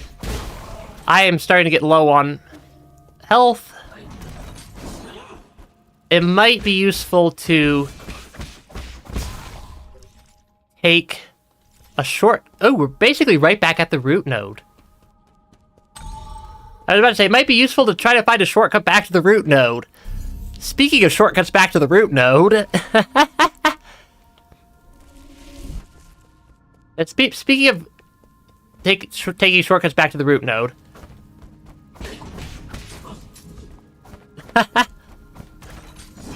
Yeah, I think the facility may have lost its funding.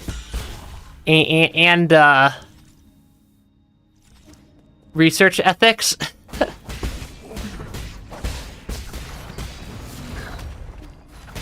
Come on. Are you really gonna just stick a bunch of crimson fire everywhere? It's very rude to light everything on fire, you know.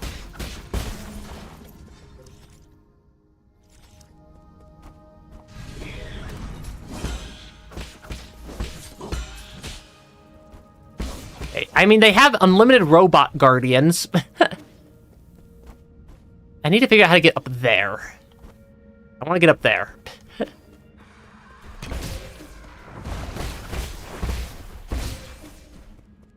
I have no idea which one I took out there.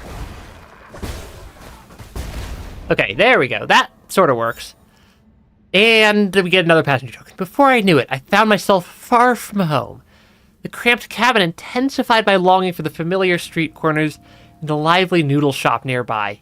Each step of this journey deepens my nostalgia for those simpler days. Right or wrong, it no longer holds significance. The cabin will be where I'll rest forever. Still dang depressing. This game has all the passenger tokens are to make me sad. I don't know how to get up there. It almost feels like I'm missing some mechanic or ability for, like, higher jumping.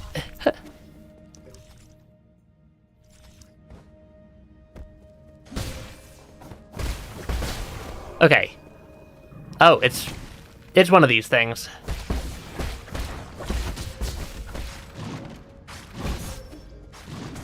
Heal. Take out the creepy, creature. Okay. Okay, that should drop that partially. Okay. I can work with that.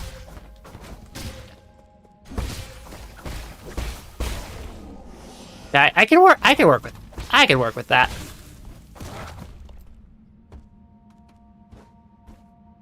Come on, attack me. I need the key charge in order to drop the giant something onto the gate. Lighting fires sure is fun. No. Stop. Bad. It's very rude to attack people out of nowhere. Didn't you ever learn any manners in school?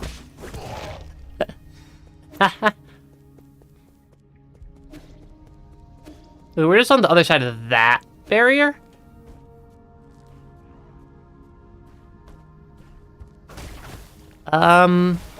Very dark down here. It's very, very dark down here. Okay, that should open that pathway also. Standard component and some lore. Dusk Guardian headquarters screen. Attention, all Dusk Guardians. Due to the recent invasion of a large mob of unknown creatures, we are now on high alert. The mutant creatures are extremely aggressive and should be killed on sight. Squad members without arms should head to the armory and pick up some gear as soon as possible. Yanchi, leader of the 7th Dusk Guardian Brigade. An emergency message can be seen on the screen inside the mission briefing room. They appear to not have been successful in containing the infection outbreak, given that things appear to be slightly infected. Okay, there is a tunnel somewhere. Okay, I can come over here. Will that kill everything? That will. That's a very strong explosion.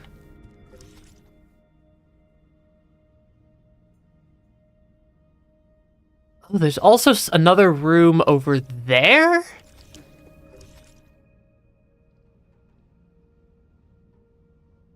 How do I get to that room? That seems like a hidden secret.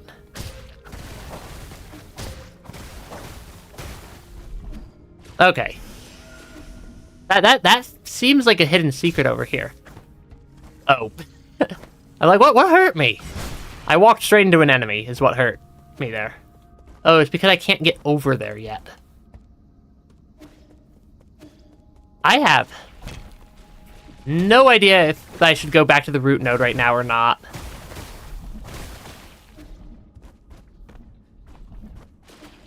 Because we need to go this way, through here, up here. And then it drops down and around, I suppose? That is certainly an elevator.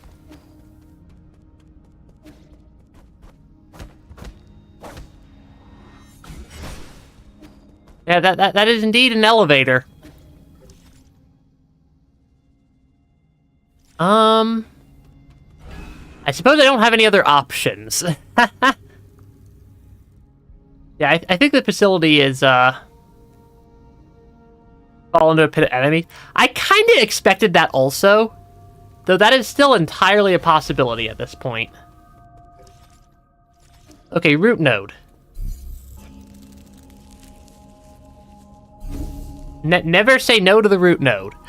The root nodes are very, the root node is my friend.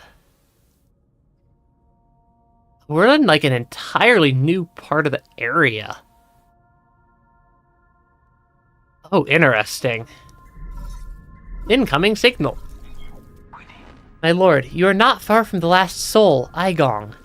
She is the final hurdle in the way of you obtaining all the soul seals. This last encounter is filled with unknown variables, so make sure you're fully prepared. I also suggest tying up any unfinished business to minimize risk later down the road. This feels like a point of no return. That feels like a point of no return. And I want to make sure I'm not missing something at the pavilion or what have you. This feels like a game ending, yeah.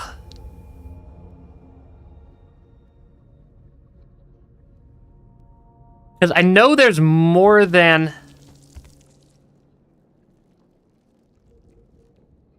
Yeah, I know there's more than one ending to the game.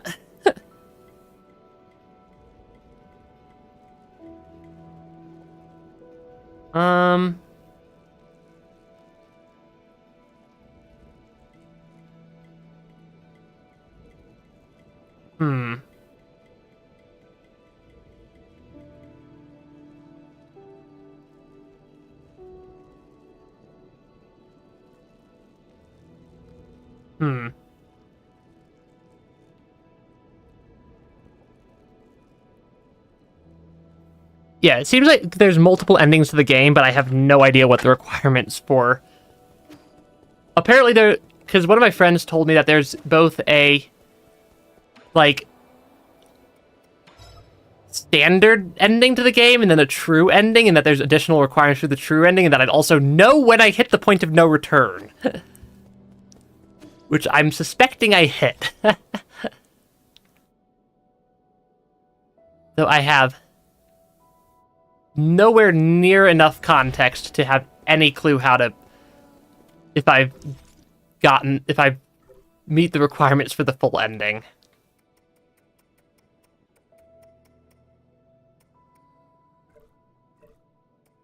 We do have the Super Mutant Blaster, which does help.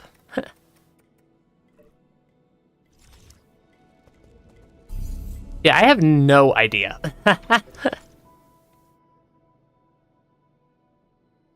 Because that definitely feels like the end of the game. Yeah, that definitely feels like a game end type area. That is a... What are you sighing about? Yeah, that definitely feels like a game ending, like the end of the game is past that room.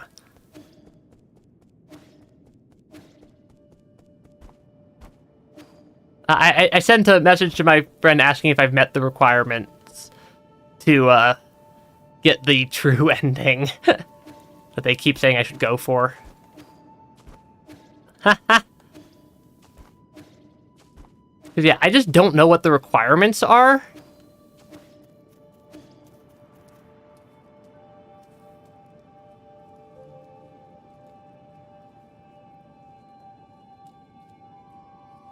Yeah, I just don't know what the requirements are for the true ending.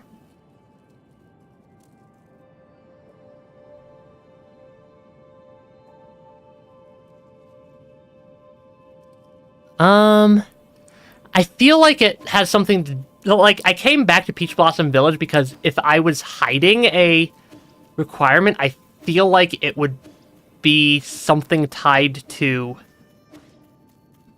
this area. Tied to where the game started with Peach Blossom Village would also be something tied to where the ending is. But and it would have something to do with probably Schwan Schwan. Probably.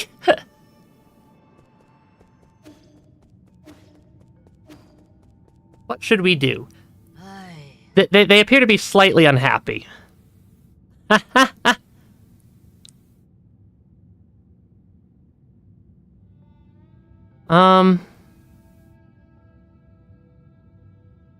I feel like I missed something, because that's definitely the end of the game. Hold on. You might see my model freak out here.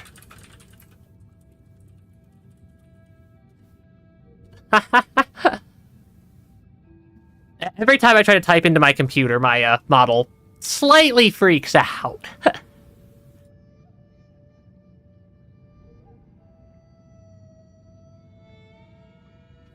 Because we're definitely missing a couple of things. I just don't know what they are.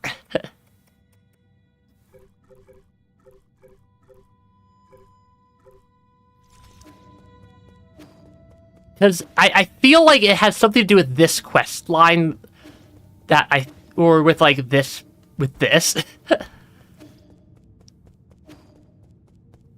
And like the only thing I can think of is I don't think there were any interactions I could do with Schwan right now.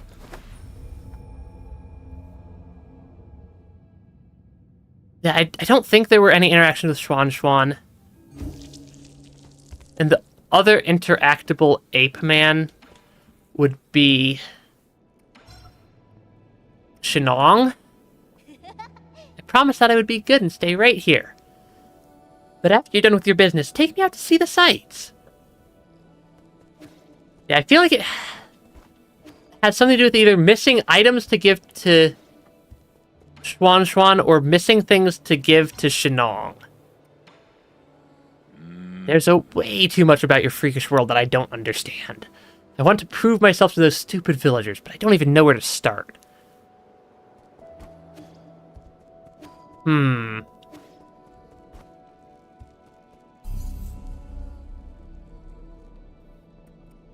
Where would it be? Also, we're still missing the 3 items from Four Seasons Pavilion. Central Transport Hub, 8-man facility. I suppose I start going through the areas one by one looking for missing items. I suppose that's probably the best idea I have at this point. Is to just try to find any missing items. Because we're missing something. And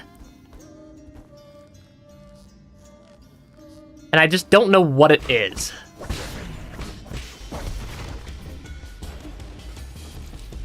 Yeah. Have gotten some very minor spoilers for the game from about just try to get the true ending is basically what I got. Okay, come on. Because, yeah, we're missing one thing in this area, which is probably right over there. It's probably up and to the left. It's probably the thing up and to the left.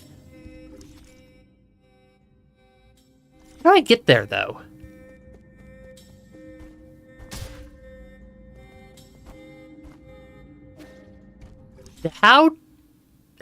What am I missing?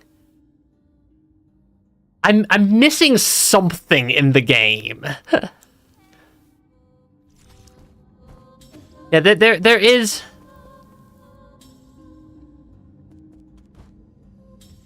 I've missed some fundamental something that I'm not sure what it is. If I'm correct in assuming that hey, Lindercat, I'm correct in assuming that's probably the end of the game. That means, in theory, I should have everything unlocked at this point, abilities-wise. But I'm not sure that I actually do.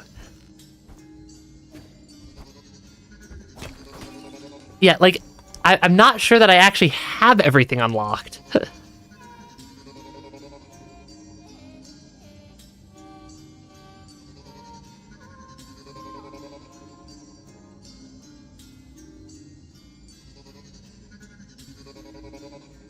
But yeah, I'm trying to figure out how to, like there's we hit what I think is the point of no return in the game.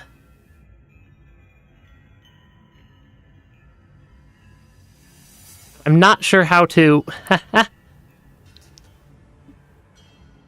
and I've heard that there's a true ending that I would not have unlocked.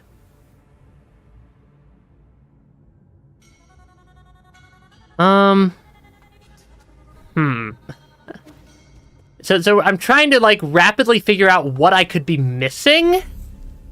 It's like, I'm definitely missing something.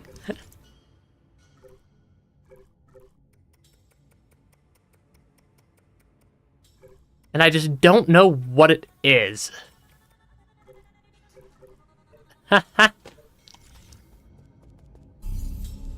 And I have those fertilizers that...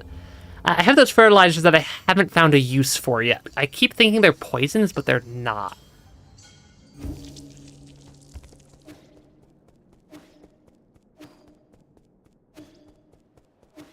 And I'd like to get up there as well.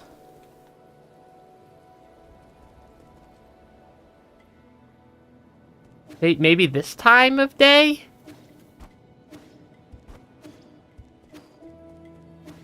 Yeah, I'm definitely missing something.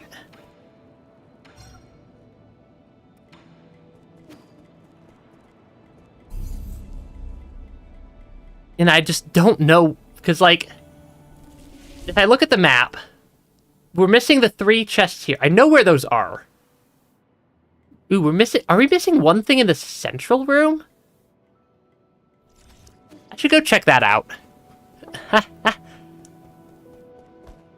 I'm guessing I need to find some of the items I'm missing, is my general working theory right now.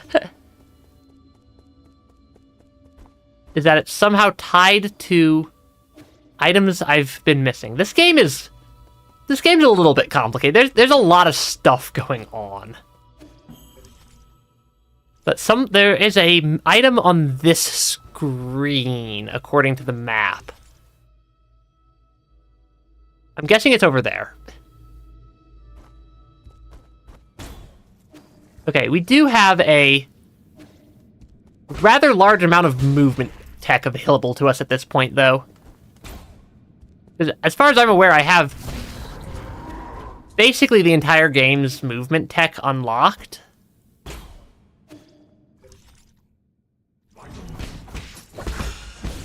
Yep. As far as I can tell, I have all the movement and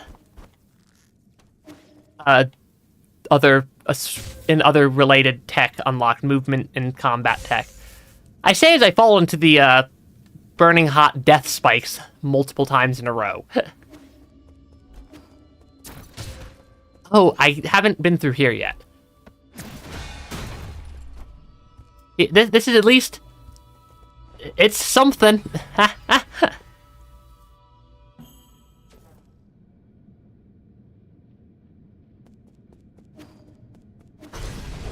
Oh gosh. Enemy!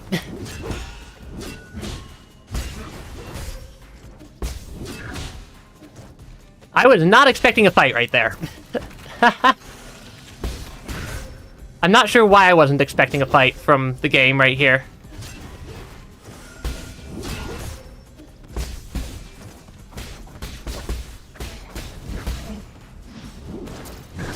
Ah, shoot. This might actually take me 2 tries. Yeah, this might take me a couple tries. Axie boy, indeed. Gosh, am I all the way back at the I am at the Four Seasons Pavilion. Ah. Nah.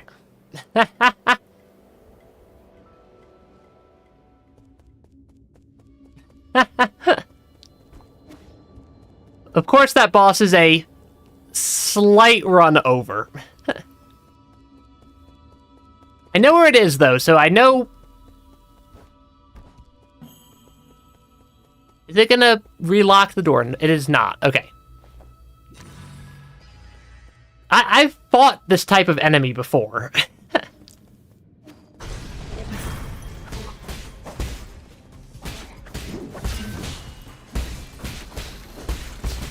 Because I basically just have to beat the ever-living daylights out of it. Which is not, honestly, that difficult. I just need to not also get hit by everything.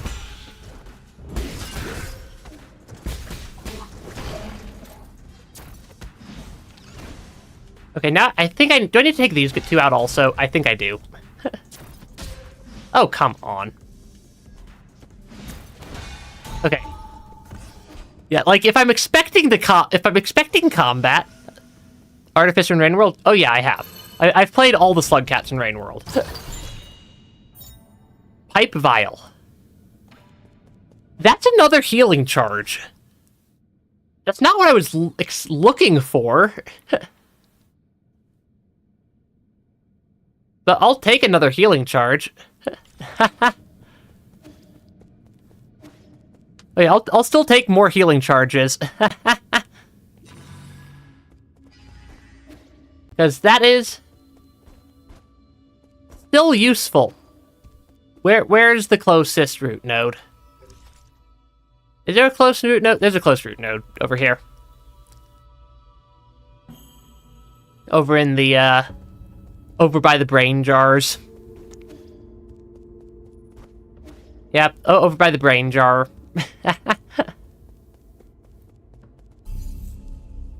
Because I'm guessing that whatever I'm missing is one of the items I didn't pick up.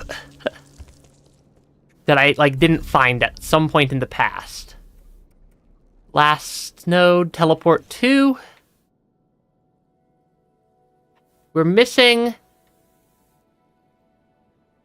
one item in this room. So yeah, my current plan is to go over the entire game with a fine-toothed comb. Until I find any random item that I may have missed. It's going to be related to that area.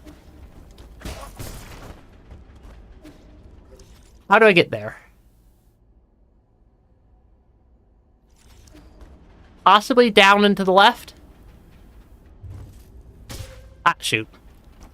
Cannot quite make that jump.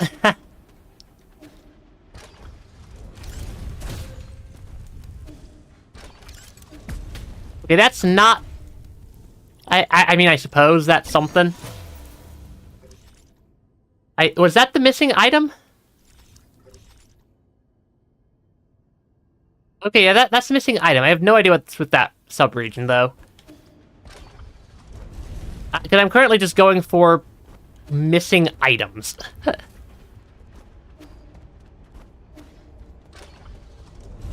Is my... Yeah, that's my main goal. Is missing items, because we're also getting close to the point where I'll be able to complete the skill tree.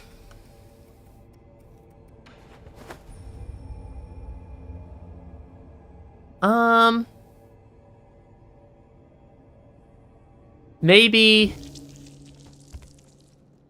Were we missing any items from over in these areas?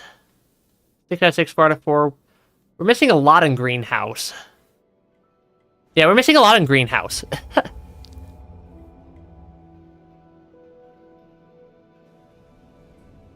So let us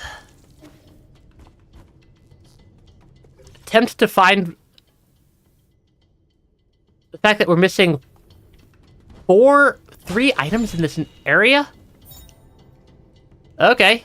Slayer and artifact can be gifted to Swan in a random pot. I'm guessing that's one of the 4? Oh, and we also have a spinny thing. And we also have a spinny thing I need to collect. Okay. Looking for our secret items. Apparently they could be in the pots. Apparently the items can be in the jars. So we get to embrace our inner Legend of Zelda right now, I feel like. Oh, that is hidden. It's also not one of the items, though.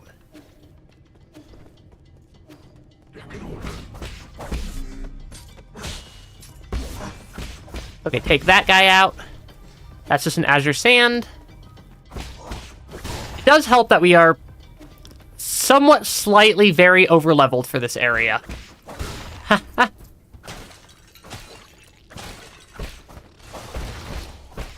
Because, yeah, being somewhat slightly over-leveled means I can basically explore freely at this point. I'm not actively worried about, running completely out of health and dying. Instantly, at least. Okay, that is not something I needed to do.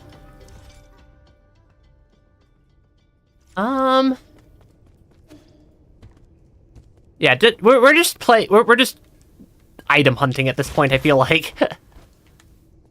If anybody has any ideas for spots I should check on the map, do let me know. The save point is an amalgamation of tentacles. Yeah. I'm not sure I would describe it like that, but, yeah. Is this gonna spawn something?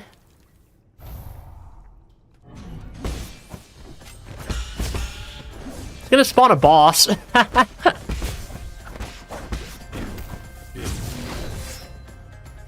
Yeah.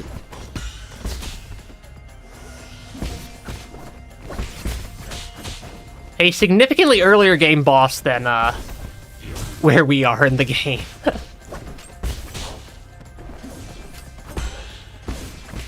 Because, yeah, that was not a difficult boss.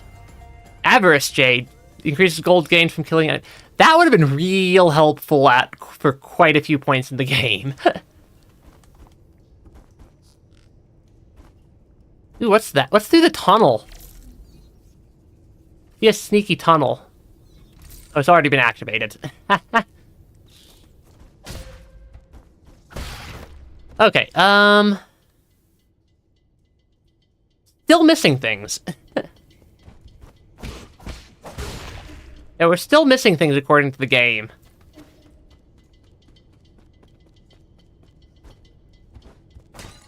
Yeah, looks like there's at least 2 other things in this area, in this room.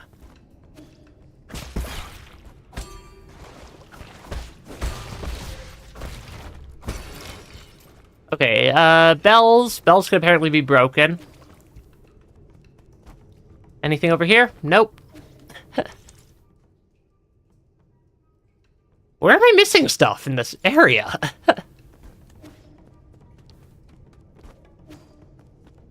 It's actually less tentacles, it's more tree roots, but close enough.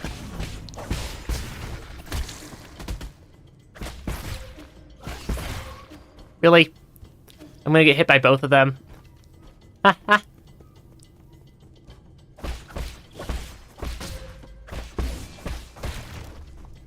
Take that guy out. I mean, if I kill everything in the area, there's no chance that of unmissed areas.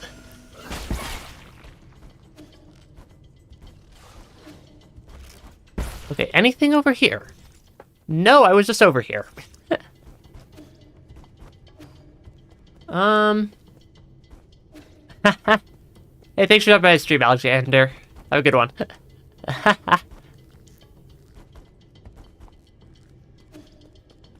Where are the items? Where are my missing items? They're somewhere. I just got 10 gold from something. I'm kind of just going over the entire area with a fine-tooth comb at the moment. That's my best idea.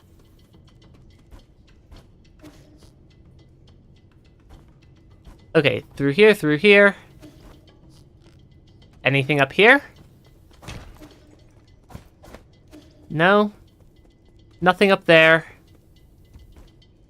There's still... Oh, I see an item over there to the right.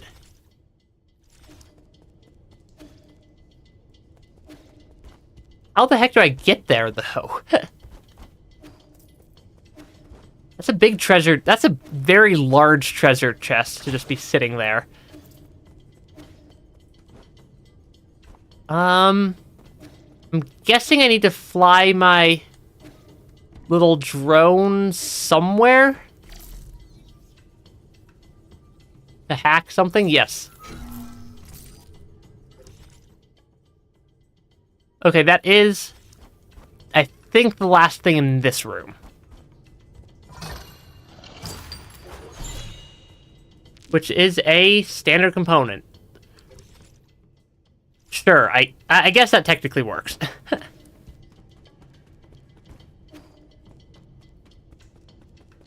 Okay, because yeah, it's another Jade. We're like suddenly into collectathon mode.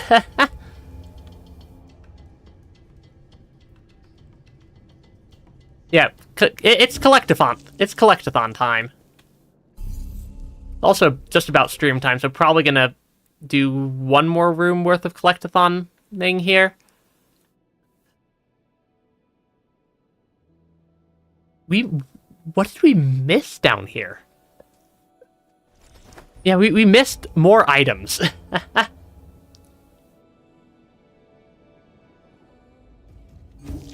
We'll find everything, though. This might take us a minute. Or 10. Time to embrace my inner cat and, question everything.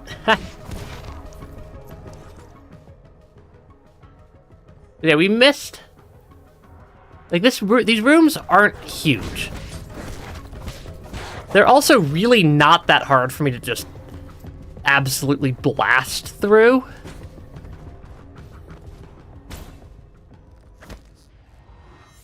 The rooms are also pretty easy for me to just absolutely blast through at this point, because, these rooms were balanced for, like, the start of the game.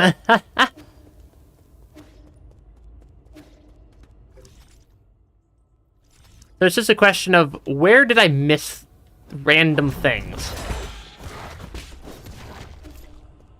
Because, I mean, yeah, I missed stuff. I'm not surprised I missed stuff, but we have all the map data chips.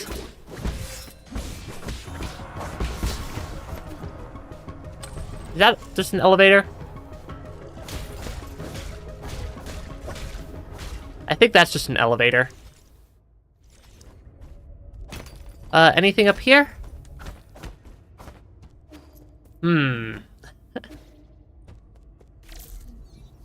Like, we did investigate some of these areas fairly well.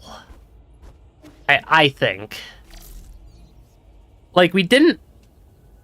like, I don't think there's anything obvious that we're missing in any of these rooms, really. Especially in this region.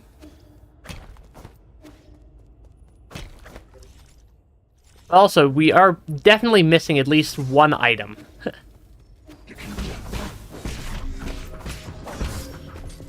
Really?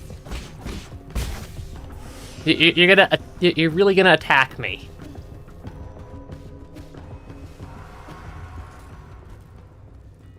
Oh, come on. Oh, right, this is the little mini boss that we fought, like, many streams ago.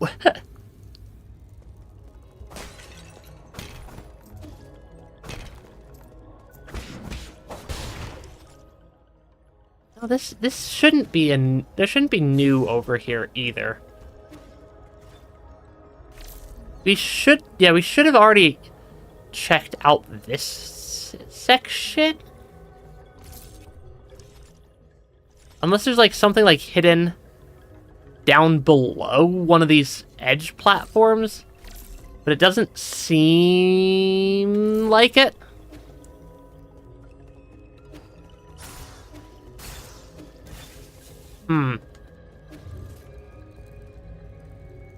Maybe down here somewhere.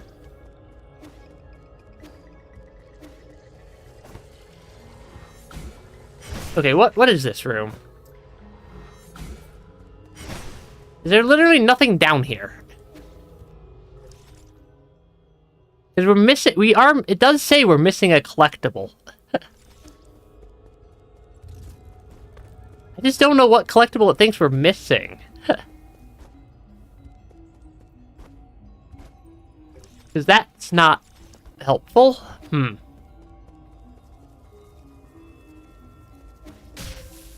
Oh, I need to go all the way around.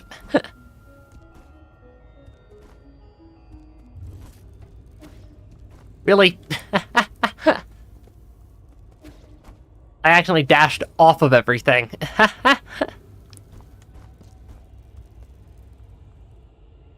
Okay.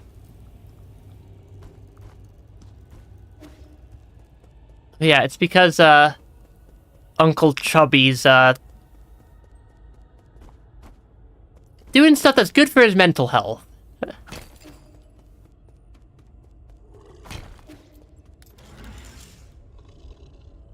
don't think there's anything hidden over there.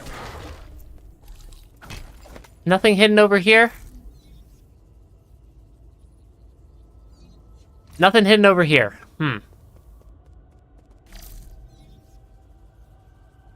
Am I able to... I can't even jump off the edge. There's definitely stuff hidden in this game that's, like, proper hidden. And not trivial to find. Because I legitimately don't know what I'm missing in this room.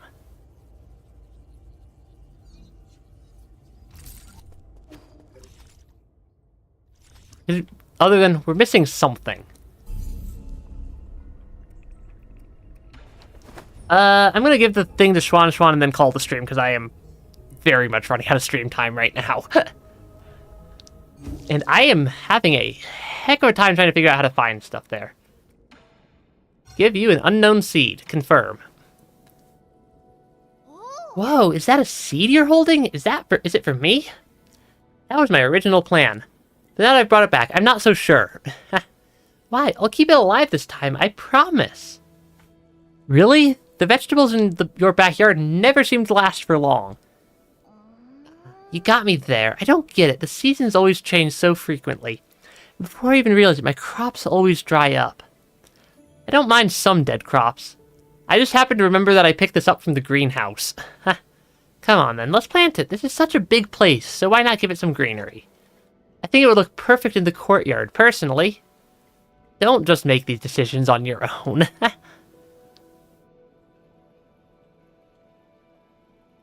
Aw. See, it's as big as the palm of your hand. I bet it'll grow some really big fruits. I'm not sure. This came from Gomong, so I'm sure she put plenty of effort into it. She always takes it to the extreme. Once, in order to speed up her experimental process, she bred a scorpion to grow 3 times as fast.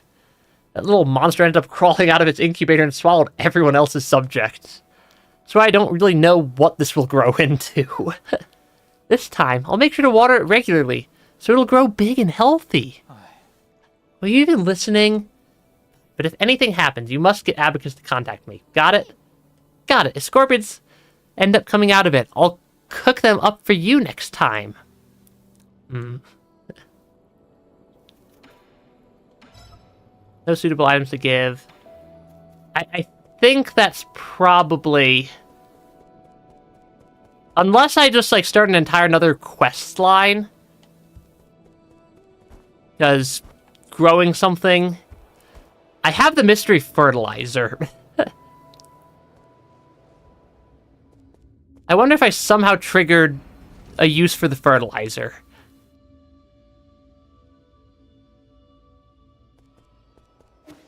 I might have triggered a use for the fertilizer, possibly. Back over. Why is it such a long run? Oh yeah, that got bigger. Isn't your tree growing a little too quickly? Isn't it great? It's coming along really nicely. It grew that much in like 30 seconds. I have a bad feeling about this. Let's chop some of it down to use as firewood. I agree. Oh, you're back. We don't know how this genetically modified plant came to be. We should dispose of it as soon as possible. No, I worked so hard to get it to this size. All you did was water it a couple of times. Do you think this can grow all the way to those to the heavenly place, Yi? They say that those living in the heavenly place eat magic peaches that let you live forever. Don't believe those baseless fairy tales.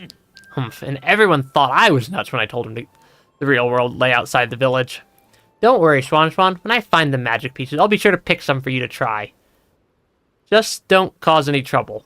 Hi there. Oh, I can give him the fertilizers now. Okay. Yee, what's that funky smelling thing you got there? This is GM fertilizer that helps crops grow bigger. Can I have some? My tree hasn't been growing lately. Are you still looking after that tree? I did say it was of unknown origin. But this is the first time I've ever managed to grow something this successfully. Sure then, here you go. Be very careful with it, though. It's a potent mix of several different medicinal ingredients, so it should never be ingested. I got it. I'm not the type of person who tries things just to see what they taste like. But you are. Okay, I feel like I just started like an entire quest line that I feel like I found like an item that I should have found like hours and hours and hours ago. Because I think we probably have everything we need to complete this quest line other than that one item. Oh gosh, that got big. I can barely see the top from here. It's incredible. I've never seen such a huge tree before. I want to see how tall it can get. There's just one problem. How are we supposed to trim the upper branches? That wouldn't be a problem for those of the Yuming Kingdom. Most of them can handle low-altitude flight. Their cities develop vertically, so big trees like this are perfect for them. That woman must have brought the seed from her hometown. Ah, so they can all fly? That's so cool. Do their cities look like huge forests? I wish I could go see for myself.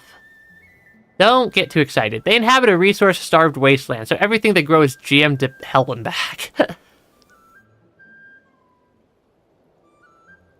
Interesting. You know what? What is this GM thing you keep talking about? Genetic modification, also known as transmutation. For example, if someone wants to fly, they can incorporate avian genes into their bodies to grow a pair of wings. By using the same technology in a plant, we can produce all sorts of high-efficiency crops. So that's why some of those trees out there taste like meat. Can we also be GM'd? Can we? I want to be GM'd so I'll be fluffy like you guys. Please don't. Actually, you're already quite different from the original 8 men. Ha! Have you been GM'd too? The other people in your tribe all look taller than you. That has nothing to do with genetic modification. Is there even more? There's even more. I feel like we might break the skybox. You got more fertilizer. That means the tree can grow even taller. Easy with the fertilizer. Excess breeds its own downfall. People aren't better off the more food they eat. But isn't more always better? Not always. What's wrong? Then, should we stop using fertilizer? Do you still want to find out how tall this tree can grow? I do. Well, now I'm just as curious as you are. Continue with what you've been doing. I'll deal with it if something goes wrong. Yes, Swan does it unintentionally. Other people do it intentionally. Sure. I'm guessing that this is how I get all these chests that I've been missing. Is whatever this quest line I unintentionally triggered is. Through here. Okay. That's a tall tree. No way. In just a few days? That fertilizer really is something. Weren't you going to climb up to have a look? Haha, you might not know this, but Ah Nong is afraid of heights. Humph. I just get a little dizzy in tall places, is all. I guess he was just bragging when he said he'd get those magic peaches. I'd be able to get them if I could grow a pair of them GM wings like you monsters. That might not be a good thing. Why do you say that? Ever since you said excess breeds its own downfall, I've been thinking about it. Schwan is a very smart character. Does that mean we're being too greedy? We want to have the best for ourselves and for others. Like how I want this tree to grow taller because I think that's what's good for it. But is it though? I mean, greed is in our nature, but a lot of times, more doesn't really mean better. It also happens when I'm writing stories. I always want to put the most exciting things together, but that always makes the story less interesting. Yeah, right. As if any reader wants to read the second most exciting story ever. I thought you looked up to the lives of Yi and those monsters. I want to be as strong, as smart, and as brave as Yi, but...